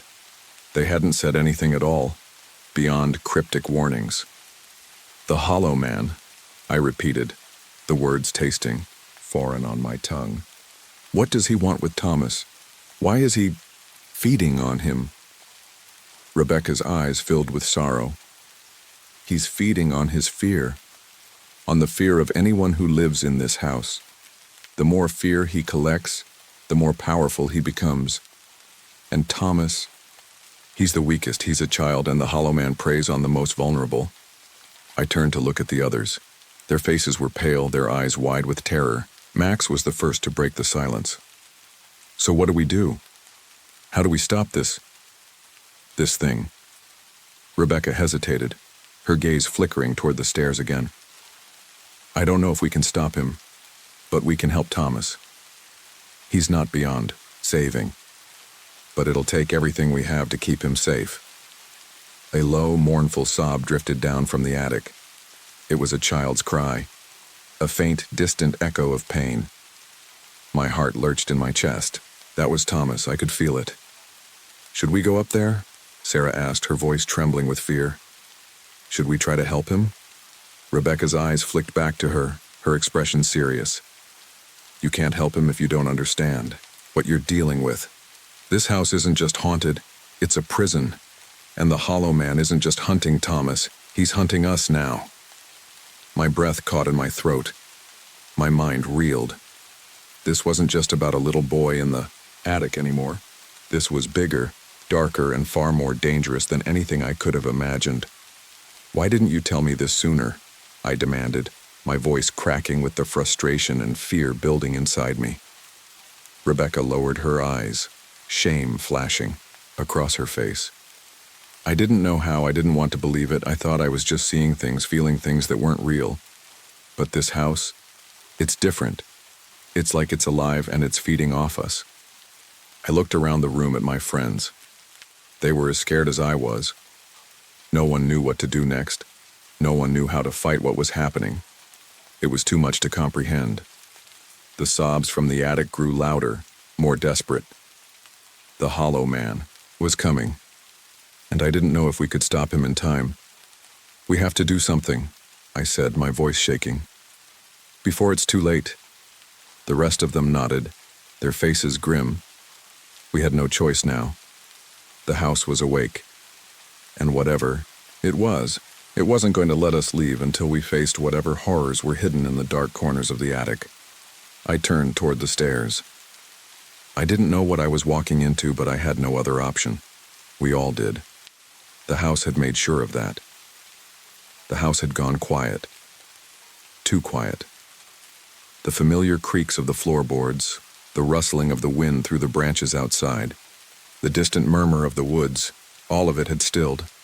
And in the silence I could feel it, the oppressive weight of something watching us, waiting for us to make a move. I swallowed hard, trying to ignore the clammy sweat on the back of my neck, and glanced at the others. Rebecca was standing by the fireplace, her eyes distant, as if she were searching for something beyond the walls of the house. Max, Sarah, and I stood clustered together near the staircase, uncertain and still. The house felt alive in a way that I had never experienced before. It was as if the walls were breathing with us, sharing in our fear.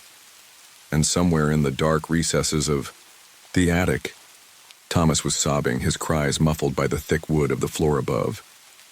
I could hear Rebecca's soft murmurings, almost like a chant. She had taken to praying under her breath, though I had no idea what she was saying. I didn't even know if she believed in God anymore. But in that moment I understood why she did it. We were facing something ancient and beyond our understanding. Something that had existed long before any of us had even been born, and there were no guarantees that we'd make it out of here alive. The Hollow Man is still here, Rebecca said, breaking the silence. Her voice was thick with dread, her hand gripping the back of the chair as she turned to face us. He's just waiting for us to make the wrong move. I could feel the tension crackle in the air, each word Rebecca spoke settling in the room like a shroud. The flickering lights above us didn't help. Each time they dimmed, I felt a pang of panic in my chest, as though the house itself was watching us, waiting. Why is he waiting? Max asked, his voice thin. It was the first time any of us had spoken in what felt like hours, and even then, it was a question we probably all knew the answer to. Rebecca's eyes darkened. Because he wants Thomas. And he's not going to let go of him without a fight. This house is the trap. It's where he feeds, where he grows stronger. I shuddered. The idea of something growing stronger, feeding on fear, was too much. I felt helpless, just standing there, waiting. Waiting for what? What can we do? I asked, my voice shaking despite my efforts to sound steady. Is there anything we can do to stop it? Rebecca's eyes flickered toward the attic door. She didn't speak at first, as though she were considering the question, weighing it against whatever knowledge she had. Finally, she spoke, her voice low and serious. "I don't think there's much we can do to stop the Hollow Man, but we can try to force an agreement, an unholy truce." She paused as if the words tasted bitter in her mouth. "Thomas is bound here, but he's not the only one trapped in this house. The other spirits, Eleanor, Silas, they're part of this. If we can bring them together, make them aware of what's happening, they might help." I stared at her, processing what she said. It felt like a desperate last-ditch hope. It felt like we were reaching, pulling at straws in the dark, but I had no better plan. And we didn't have the luxury of time. The Hollow Man had been patient for decades, centuries perhaps. But the longer we waited, the closer he would get to breaking us. I nodded, my throat dry. "Okay, how do we bring them together? How do we get them to help us?" Rebecca's lips twisted into a sad, resigned smile. "We do what we've already done. We use the seance. But this time, we won't just call for Thomas. We'll call for Eleanor and Silas too. And we'll force the Hollow Man to show himself." Shiver ran down my spine as I heard her words. Force the Hollow Man to show himself. It sounded like suicide. Rebecca must have seen my hesitation. "I know it sounds crazy, but it's the only way. We have to get them all in the same space to confront each other. That's the only way we'll break the cycle." We didn't argue. We couldn't afford to. What other choice did we have? We had to do this. Silence hung heavy in the room as we all took a deep breath and prepared ourselves for what was to come. The house creaked again, louder this time, like it was shaking off the dust of the past century, getting ready for what we were about to attempt. Max stepped forward, looking at me with wide, frightened eyes. "I don't know if I can do this. I don't know if I want to do this."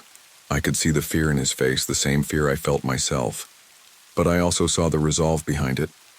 He was scared, but he knew what we were up against. He wasn't about to back down. "I know," I said softly. "But we don't have a choice.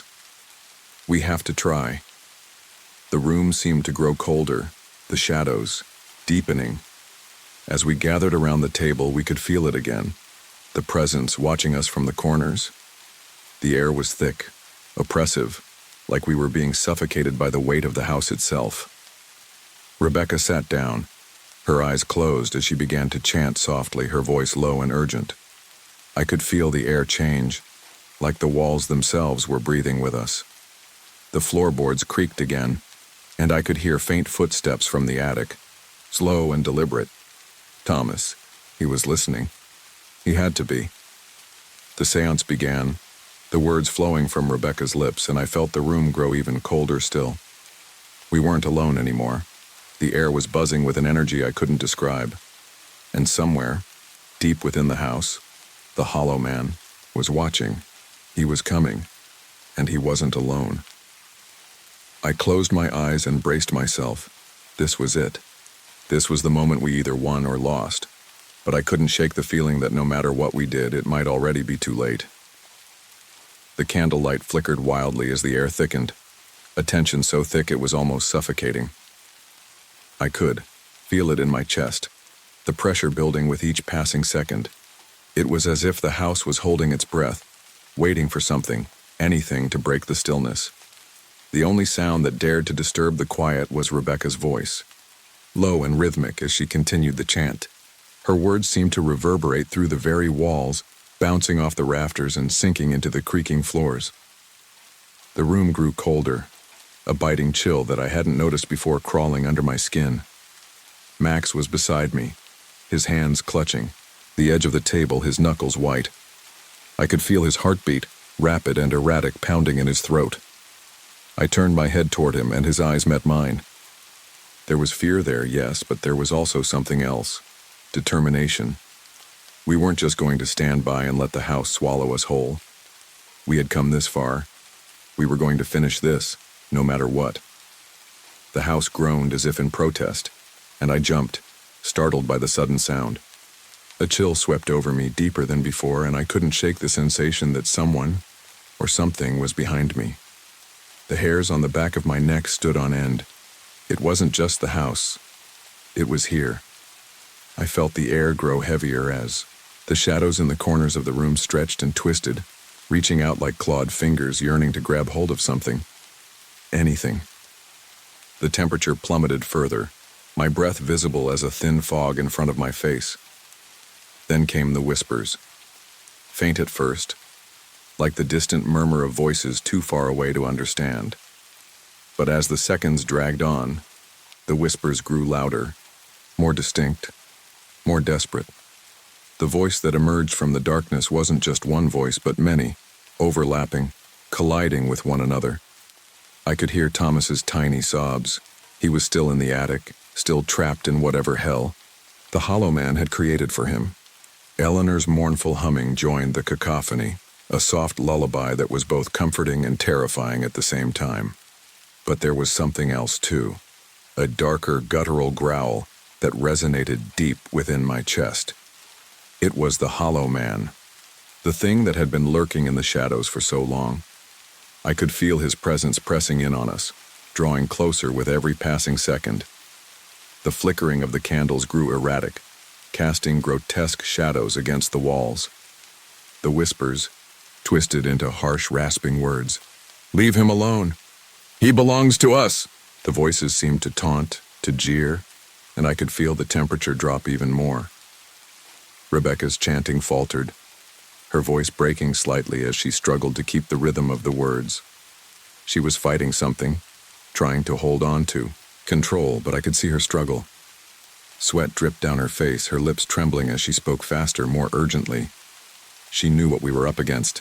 She knew that if she faltered for even a moment, it could all come crashing down. "We need to finish this," Rebecca said between ragged breaths. "We need to force him out. Now." The walls shook. The very foundation of the house groaned, as though the house itself was alive, rebelling against the spirits that had gathered here. I looked around, trying to steady my breath, but the air was suffocating, pressing in on me, making it hard to think. Then the footsteps came. Slow at first, a dragging, hesitant sound that echoed down the hallway. It was unmistakable, heavy, methodical, as if something was moving toward us step by step with purpose. I turned to look at the others. Max's face was pale, his eyes wide with terror. His voice came out in a strangled whisper. "It's him. It's the Hollow Man." The shadows in the corners of the room seemed to twitch, writhing like they were alive.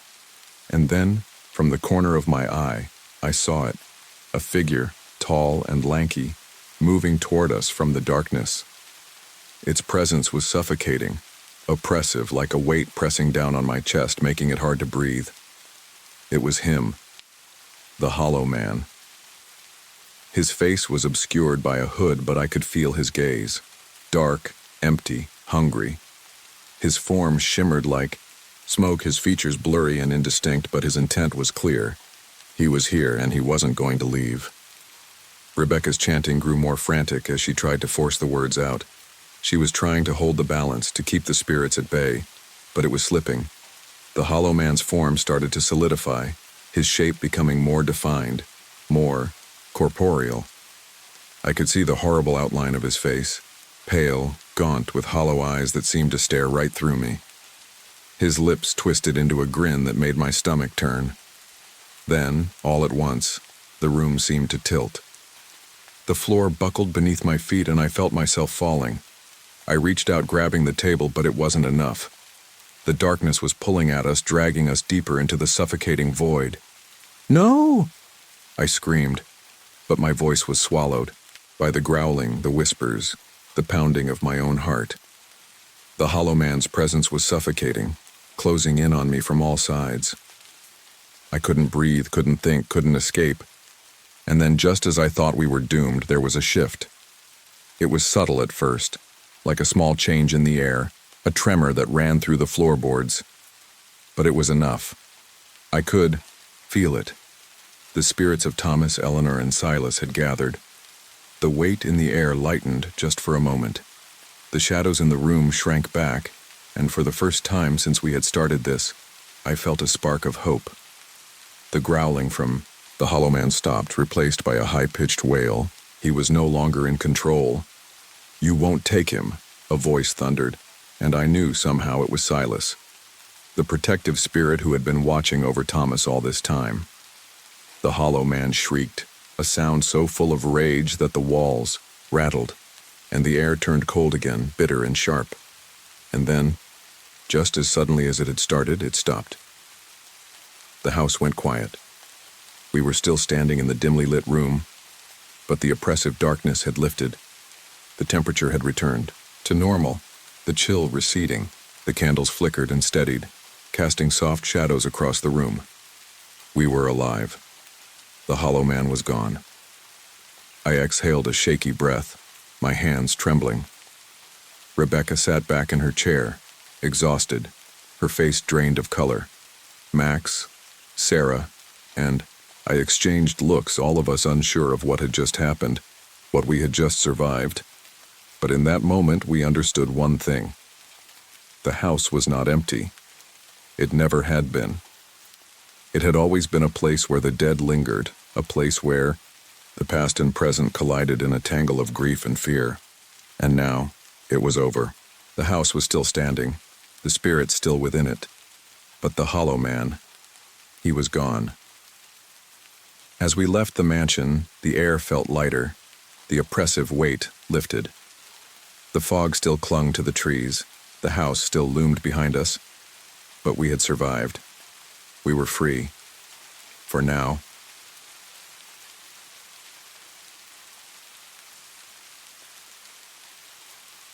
The Black Hollow Archives wasn't a place I had ever imagined myself in, but life had a funny way of throwing you into the obscure. When I found the invitation to this remote library in West Virginia, tucked in an envelope with no return address, I didn't think twice. Maybe I should have. After all, who sends an invitation to a genealogist to visit a decaying library hidden deep in the mountains? Who wants their family's history unearthed so badly that they offer no contact details but a name, a place, and an old, tattered map? But here I was, standing in the heart of it. I'd arrived late in the day, after a long drive on winding roads that barely seemed real. The Black Hollow Archives looked like it hadn't seen the sun in years. There was a damp smell in the air, like wet moss and ancient wood. The building, a Gothic structure with ivy crawling over the edges, towered above me as I stepped through its heavy wooden doors. The inside was even worse. The walls were lined with shelves, their dark wood covered in layers of dust. The smell of mildew hit me first, sharp and unpleasant. The shelves themselves seemed to groan under the weight of the books, their spines cracked and worn. The librarian, an ancient man with fogged-over eyes and skin that clung too tightly to his bones, was seated at a desk near the back. He didn't speak as I entered, just nodded slightly, his thin fingers motioning to a locked box on the table beside him. "That's for you," he rasped, his voice a dry whisper. I glanced at the lockbox, its surface intricately carved with symbols that looked almost alive. "What is it?" The librarian's fingers twitched, and his gaze didn't quite meet mine. "For the last Velt, it will find you when it's time," he said cryptically, his eyes narrowing. "But remember, some memories are locked away for a reason." His warning bounced off me. I had a job to do after all, uncovering my family's history, tracing the roots of the Velt name. My great-great-uncle, Elias Velt, had been a prominent figure in the late 1800s. But after his disappearance in 1893, his name had been erased from everything. No records, no grave, nothing. His history, my history, had simply vanished. But I had a feeling that Black Hollow Archives might hold the key to that mystery. I took the box from the table and walked to a nearby desk. The room was oddly silent, save for the occasional creak of wood. The librarian never moved, his eyes still fixed on some distant point that wasn't quite in the room. I carefully unlocked the box with the key the librarian had given me and found a weathered journal inside. The leather was dark, stained, almost like it had been soaked in something, though I couldn't tell what. The initials EV were etched faintly into the cover, almost as if they had been scratched into the surface. Opening it was like stepping into another world. The pages were yellowed with age, the ink faint, but still legible. The handwriting was elegant, too neat to be anyone's but Elias's. I read the first entry aloud under my breath, hardly able to resist the pull of his words. August 14th, 1892. Gallows End is nothing like I thought it would be. The town is hidden in the valley, swallowed up by the dense trees. The people here are strange, their eyes always lingering a little too long. I have come to study the medical practices of Dr. Withers, but there is something about this place, something I cannot quite put my finger on. The town speaks of a door, locked with 13 keys hidden somewhere beneath the earth. I must find it before they do. I shut the book with a snap. The words lingered in the air, making my skin crawl. I wasn't sure why, but the mention of the door unsettled me. 13 keys? What did it all mean? As I sat there, my thoughts drifting, the silence in the room deepened. My reflection in the old glass of the desk lamp caught my eye. I froze, my heart skipping a beat. For just a moment, my reflection didn't move when I did. It blinked out of sync, just a fraction of a second too late, and when it opened its eyes, they weren't mine. I blinked hard, shaking off the strange sensation, and when I looked again, my reflection was back to normal. I rubbed my eyes, willing myself to believe it was just the low lighting or my tiredness playing tricks on me. But something had changed. Something in the air felt wrong. The hairs on the back of my neck prickled, and I couldn't shake the feeling that I wasn't alone in the room anymore. I stood, closed the journal, and made my way to the front of the library. The librarian's empty gaze followed me as I walked past him, but I couldn't help feeling that he was still watching, still waiting. I didn't realize it then, but the moment I touched that journal, my life had already begun to change. The door had been unlocked. By the time I reached my apartment that night, the world outside seemed to be shifting. I set the journal down on my desk, feeling the weight of it settle in the room. I hadn't been able to stop thinking about Elias, about the strange things he had written. The mention of the door, the keys. There was something important here, something I wasn't understanding yet. But as I sat there, staring at the journal, I felt a chill creep into the room. The temperature seemed to drop, and I noticed the reflection of the room in the window was different. The light was dimmer, the shadows stretching longer than they should. Something was wrong, and that's when I heard it, the scraping sound, distant but unmistakable, like something trying to claw its way through the walls. Turned to look at the door, but it was just a door, wasn't it? I wasn't sure anymore. And as I glanced at the journal, it seemed to stare back at me, its dark stained pages calling out to me. I didn't know it yet, but I had opened a door of my own, and it was already too late to close it. The sensation didn't leave me, this creeping dread like a shadow constantly pressing in on me from every side. I couldn't quite pinpoint what it was, but I felt it in my bones, deep and insistent. That night, sleep didn't come easy. I lay in bed staring at the dark ceiling of my apartment, my mind racing back to the journal, to Elias Velt, and to the strange warnings from the librarian at the Black Hollow Archives. Some part of me, though, was dismissive. I was a genealogist, trained to dig through history, to piece together the past from fragments of old letters, documents, and forgotten family trees. I had seen strange things before, illusions, coincidences, the eerie weight of the unknown. But this felt different. The journal was still on my desk, just sitting there. That quiet wait, as if waiting. The more I tried to ignore it, the more insistent it became.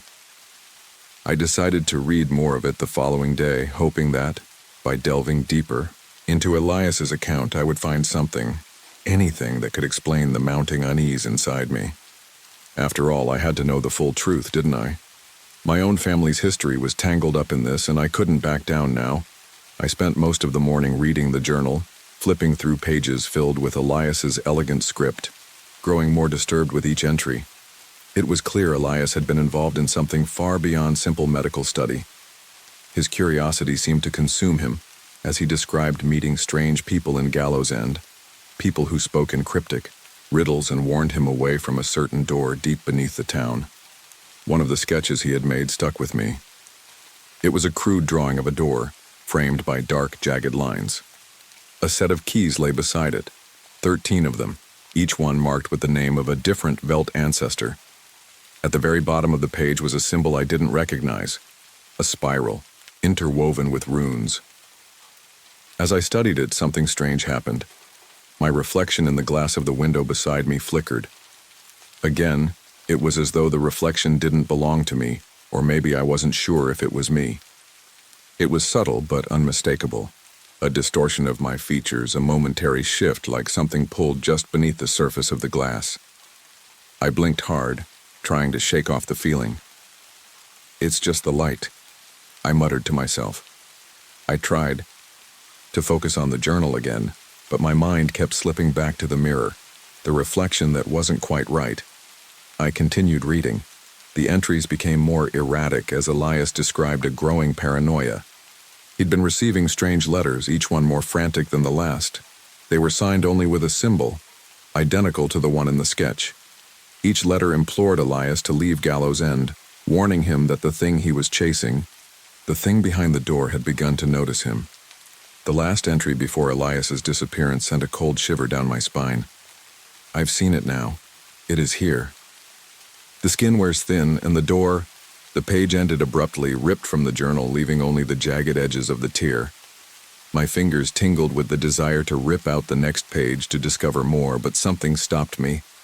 My eyes strayed to the last entry in the journal, a single trembling sentence scribbled across the bottom of the page.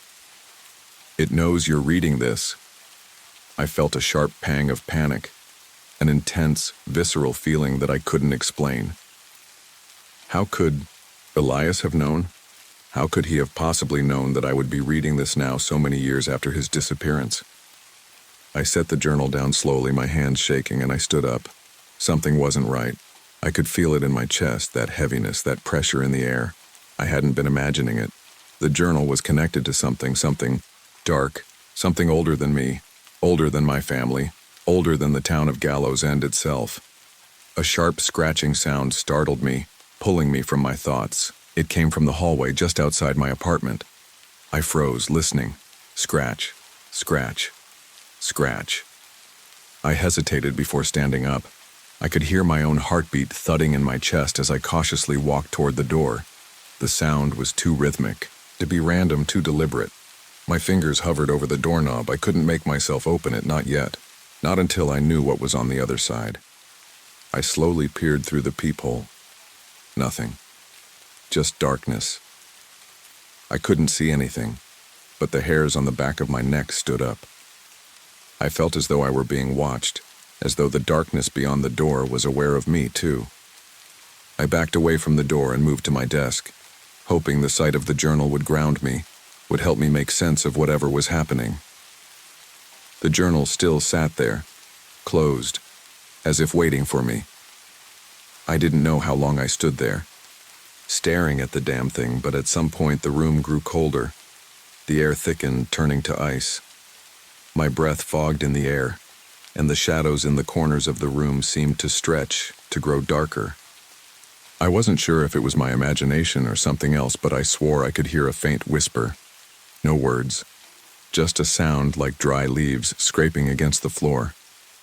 It was as though something was waiting just outside the edge of my vision, watching, waiting for me to turn around. My pulse quickened, my mind racing. I thought of the librarian's warning. Some memories are locked away for a reason. I wondered if I had made a mistake, if I was opening doors I couldn't close. Then, I heard it, louder this time, a voice, faint, but unmistakable. You are the key. The blood drained from my face. The words echoed in my head, louder and louder until I couldn't hear anything else. I turned toward the mirror beside my desk, my reflection staring back at me with hollow eyes. For a moment I thought I saw something else, a shadow moving in the background, but when I blinked, it was gone. I ran my fingers through my hair, trying to steady myself, but it wasn't enough. The world was slipping away, and I was caught in something I didn't understand. Something was coming for me, and no matter how hard I tried to ignore it, I couldn't stop it. That night, as I tried to sleep, I felt a presence near me, something cold and heavy. My eyes snapped open, but there was no one there, just darkness. And then, from the corner of the room, I heard a whisper, as clear as day. "It's time." And I knew, with a sickening certainty, that it was only the beginning. I woke up that night, drenched in sweat, heart pounding against my chest like a drumbeat in a silent room. The air was thick, suffocating with a sense of impending doom that I couldn't shake. I sat up in bed, disoriented, looking around the apartment as if expecting something to leap out from the shadows. The faint light of the street lamp outside did little to push back the darkness inside the room. The whisper lingered in my mind, still echoing like a scream trapped inside my skull. It's time. I couldn't fall back to sleep. My body was heavy with the weight of an unspoken truth, one I wasn't ready to face. But the more I tried to push it away, the stronger it became. The journal, Elias Velt, the cursed bloodline, all of it was tangled up in me now. And no matter how many times I tried to tell myself I was imagining things, the events that had happened since I started reading that damn journal told me otherwise. There was something real behind it, something dark, something ancient that was moving closer with each passing day. I stumbled into the kitchen, hands shaking as I poured myself a glass of water, trying to steady my nerves. The sharp clink of the glass against the counter sounded too loud in the quiet of the night. I closed my eyes and exhaled, attempting to clear my mind.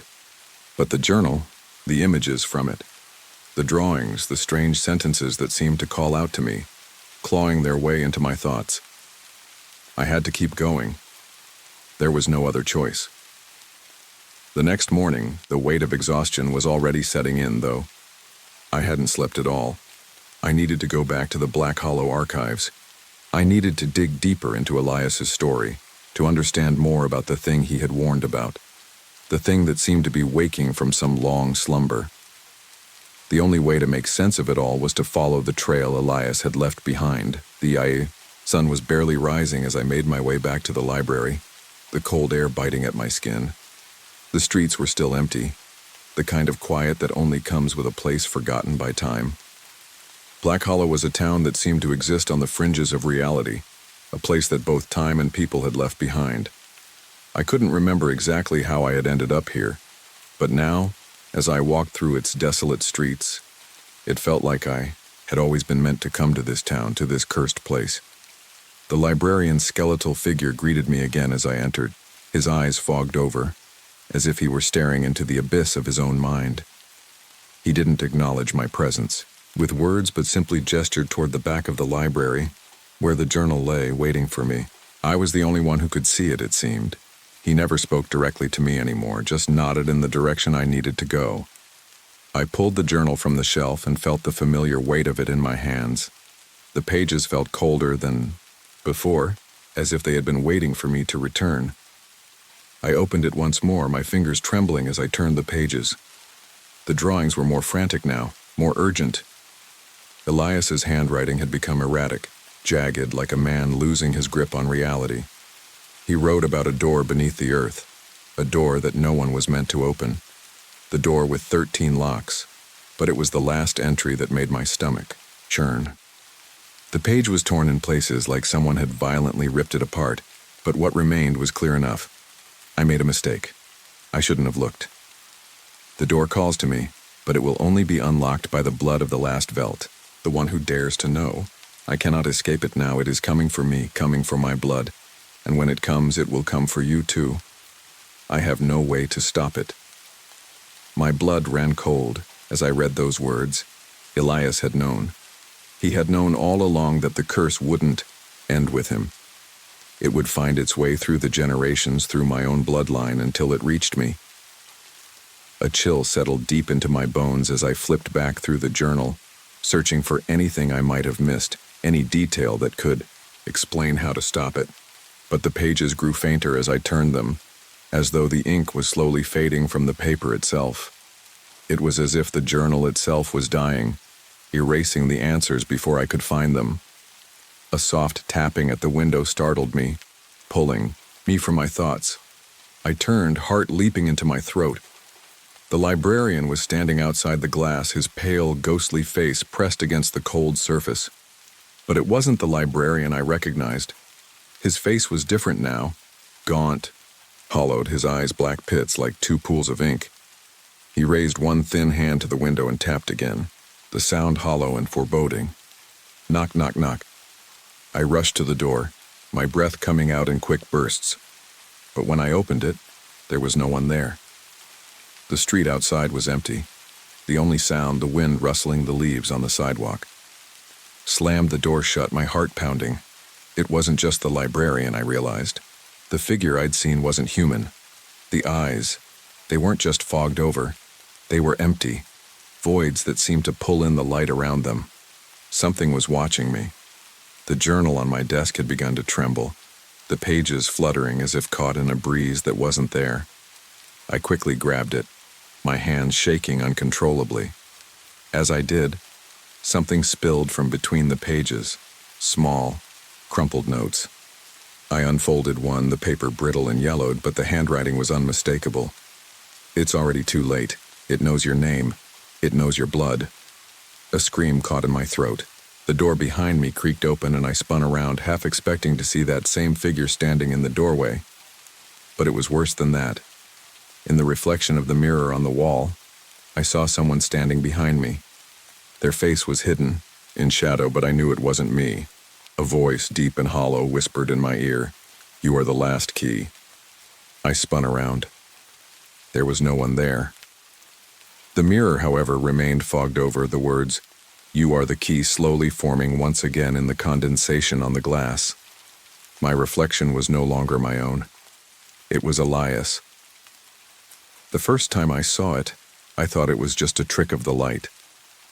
The next morning I dismissed it as my mind playing games with me, a product of the fear and exhaustion that had been creeping in since I'd started this twisted search.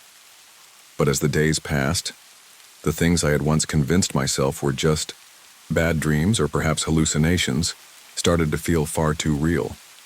The journal was no longer just a source of knowledge.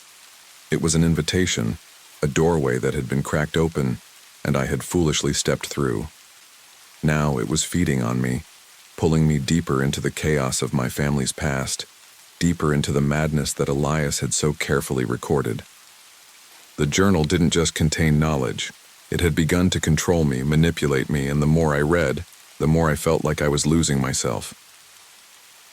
I sat in my apartment the night after seeing the reflection in the mirror, the last page of the journal still clenched in my hands. The words, "You are the key," had burned themselves into my brain, haunting me like a mantra. The fear that had once been distant and manageable now felt like it was wrapped around my chest, constricting with each breath I took. I was no longer alone in my apartment. At first, I thought it was the shadows, that I was imagining things. But when I looked up from the journal, I saw him. The figure that had been in the reflection standing behind me. He was there, standing in the doorway of my bedroom, staring at me with empty, soulless eyes. He wore the same dark, tattered coat as the figure from the library. His face was a void, a stretch of skin that had no features, no expression, just a featureless, smooth surface that seemed to absorb the light around it. I could feel him watching me, waiting for something. I couldn't move. My body felt paralyzed, as if the weight of the journal, of the bloodline, had pressed me into place, rendering me incapable of escaping. But then, something in me snapped. I had to get out. I had to get away from this house, from the journal, from the growing sense of dread that suffocated me. I grabbed the journal, clutched it to my chest, and made for the door. The apartment felt suffocating, as if the walls themselves were closing in on me. As I reached the hallway, the scratching started. It was faint at first, a distant scraping sound that seemed to come from the very walls themselves, the same sound I'd heard the night before in the library. I could feel the vibrations in the air, a low hum that made my skin crawl. It was coming from inside the apartment, but not from the usual places. It wasn't just the walls or the floorboards. It was coming from the air itself. I slammed the door behind me and ran down the stairs. Every step I took echoed in the empty hallway, but the sound of the scratching grew louder. I turned to look back just as I reached the door, and that's when I saw it again. The figure was no longer in the doorway. It was standing behind me, mere inches away. I bolted out of the building into the cold night air, my breath coming out in ragged gasps. The world around me seemed wrong, as if it had been distorted somehow. The streetlights flickered, casting long, grotesque shadows that danced in the corners of my vision. My body was on autopilot, running with no destination in mind, just away from the building, away from the thing that was following me. But I couldn't escape it. I knew that now. It wasn't just haunting me. It was part of me, a presence that had always been there, buried deep within my bloodline, waiting for the right moment to wake. I didn't stop running until I found myself at the edge of town, standing in front of a small, dilapidated cemetery. The gravestones were weathered and cracked, most of them unreadable, but there was something unsettling about the place. It felt like a graveyard that had been abandoned for centuries, lost to time, and forgotten by the living. I looked around, trying to collect myself, but the gnawing sense of dread that had been gnawing at me was still there, thick and suffocating. And then I heard it, the whisper. It was faint at first, barely a sound, but it grew louder as the seconds passed. It was coming from the trees, from behind the graves. I turned toward it, eyes scanning the darkness. "You shouldn't have come here." The voice was low and cracked, like dry leaves rustling in the wind. It wasn't just a voice. It was something else. It was the thing that had been hunting me, the thing that had been waiting for me to find the journal, for me to uncover the truth. I knew then what Elias had meant. The door wasn't just a physical door. It was a threshold, a boundary between worlds, and my family's bloodline had been marked to open it. I heard a rustle in the distance, followed by the unmistakable sound of footsteps on the wet ground. They were slow at first, then faster, growing louder and closer with each passing second. My heart skipped a beat. I wasn't alone anymore. The figure, the thing that had been haunting me, was here. I turned, running blindly, my eyes filled. With panic, I couldn't think. I couldn't breathe. But before I could reach the edge of the cemetery, I felt a cold hand on my shoulder. The air went still, as though the entire world held its breath. I looked up, my heart frozen in my chest. The figure from the apartment stood, before me closer than ever. Its face, a smooth, featureless void, loomed in front of me. The stench of wet earth and decay filled my nostrils. It didn't speak, didn't move. It just watched. And in that moment I realized something. There was no escape. The journal had not just been a key to the past, it was a key to the future. And now it had unlocked something far darker, something that had been waiting for me. Something that was ready to claim what was rightfully its own. It was time. The cold, clammy hand on my shoulder tightened, sending a shockwave of panic through my body. My legs trembled, threatening to give way beneath me. The cemetery around me, once quiet and eerily still, now felt like a suffocating trap. The figure, this thing that had followed me, tormented me, loomed closer, and I felt its presence creep into every corner of my mind. My heart hammered in my chest, and I could hear the blood rushing in my ears, drowning out the world around me. For a long moment, nothing happened. The figure simply stood there, its face an unnerving blankness, a stretch of skin without features. Its breath came in ragged, uneven rasps, almost like it was struggling to speak, to make itself known. And then it moved slowly, deliberately, until it was standing right in front of me. I couldn't breathe. It knows who I am. The thought sliced through my mind like a blade. The journal had made that clear. It knew me. It had always known me. This thing, this entity, wasn't just some random manifestation of my family's twisted past. It was something far older, far more insidious. It had been with the Velts for generations, lurking just beneath the surface, feeding on fear and blood, waiting for the last key to be turned. And now that key was me. My hands trembled, still clutching the journal. I wanted to burn it, to destroy, it once and for all, but deep down I knew that nothing would stop it. The journal was only a symptom of a much greater evil that had long been dormant, only to be awakened by my curiosity, by my bloodline. I had walked into this nightmare willingly, and now it was too late to escape. The figure's form shifted, its body rippling like it was made of smoke, and the stench of rot grew thicker. I felt my stomach churn, the bile rising in my throat. I wanted to scream, to run, but my body wouldn't obey. My feet were rooted to the ground, my knees shaking so violently that I thought I might collapse. It was as if something was holding me in place, preventing me from moving, from doing anything. Then, in a voice that sounded like it came from deep within the earth, it spoke. "You are the last Velt, the last to carry the blood, the last to open the door." The words rattled through my bones, each syllable heavy with an unbearable weight. I opened my mouth to speak, but no sound came out. The air was thick, suffocating, as though the very atmosphere was closing in on me. The door, the 13 locks. It wasn't just a metaphor. The door was real. It had always been real. And now I understood what Elias had meant in his final journal entry. The door didn't just contain the past. It held something else inside. Something far more terrifying than I had ever imagined. It wanted to come through. It had always wanted to come through.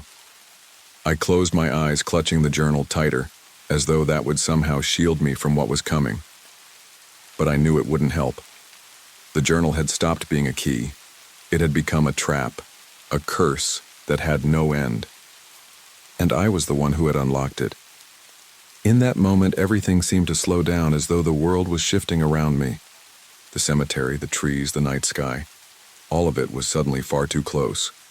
I could feel the presence of the thing behind me, behind my eyes, in my bones. It was reaching for me. It was already inside of me. The ground beneath my feet cracked open, and from the depths of the earth came a cold, hollow laughter. It echoed through my mind, through my soul, as if it was laughing at my fate. I couldn't run. I couldn't hide. And no matter how hard I tried to push it away, I couldn't stop what was happening. The bloodline had been cursed from the beginning, and now it had come full circle. I opened my eyes, and for the first time I understood. The figure, it wasn't here to take me. It was here to guide me. I had become the new guardian, the keeper of the door. The last Velt, the one who would carry on the family's dark legacy. The journal had already claimed its place, and now it was my turn to protect the secret within, to make sure the door never opened again. But there was no escape. Not for me. Not for anyone. The journal's pages fluttered in my hands as though they were alive, urging me to embrace my fate. I closed my eyes one last time, and I felt the weight of the centuries pressing down on me, filling every fiber of my being. The blood had been passed down through the generations, each Velt before me carrying the same curse, and now it was my turn to carry it, to guard the door. I could feel the presence behind me, closer now, just a breath away, and I knew with absolute certainty that it would never leave. The last page of the journal appeared in my mind, Elias's final words, repeating over and over, "Run." Before, "It remembers how to wear you too." But it was too late for me to run. I turned toward the darkness, the figure at my side, and the door opened. And as it did, I felt the weight of my ancestors on my shoulders, their blood, their sins, their fates, entwined with mine. The last Velt had come home, and there was no turning back.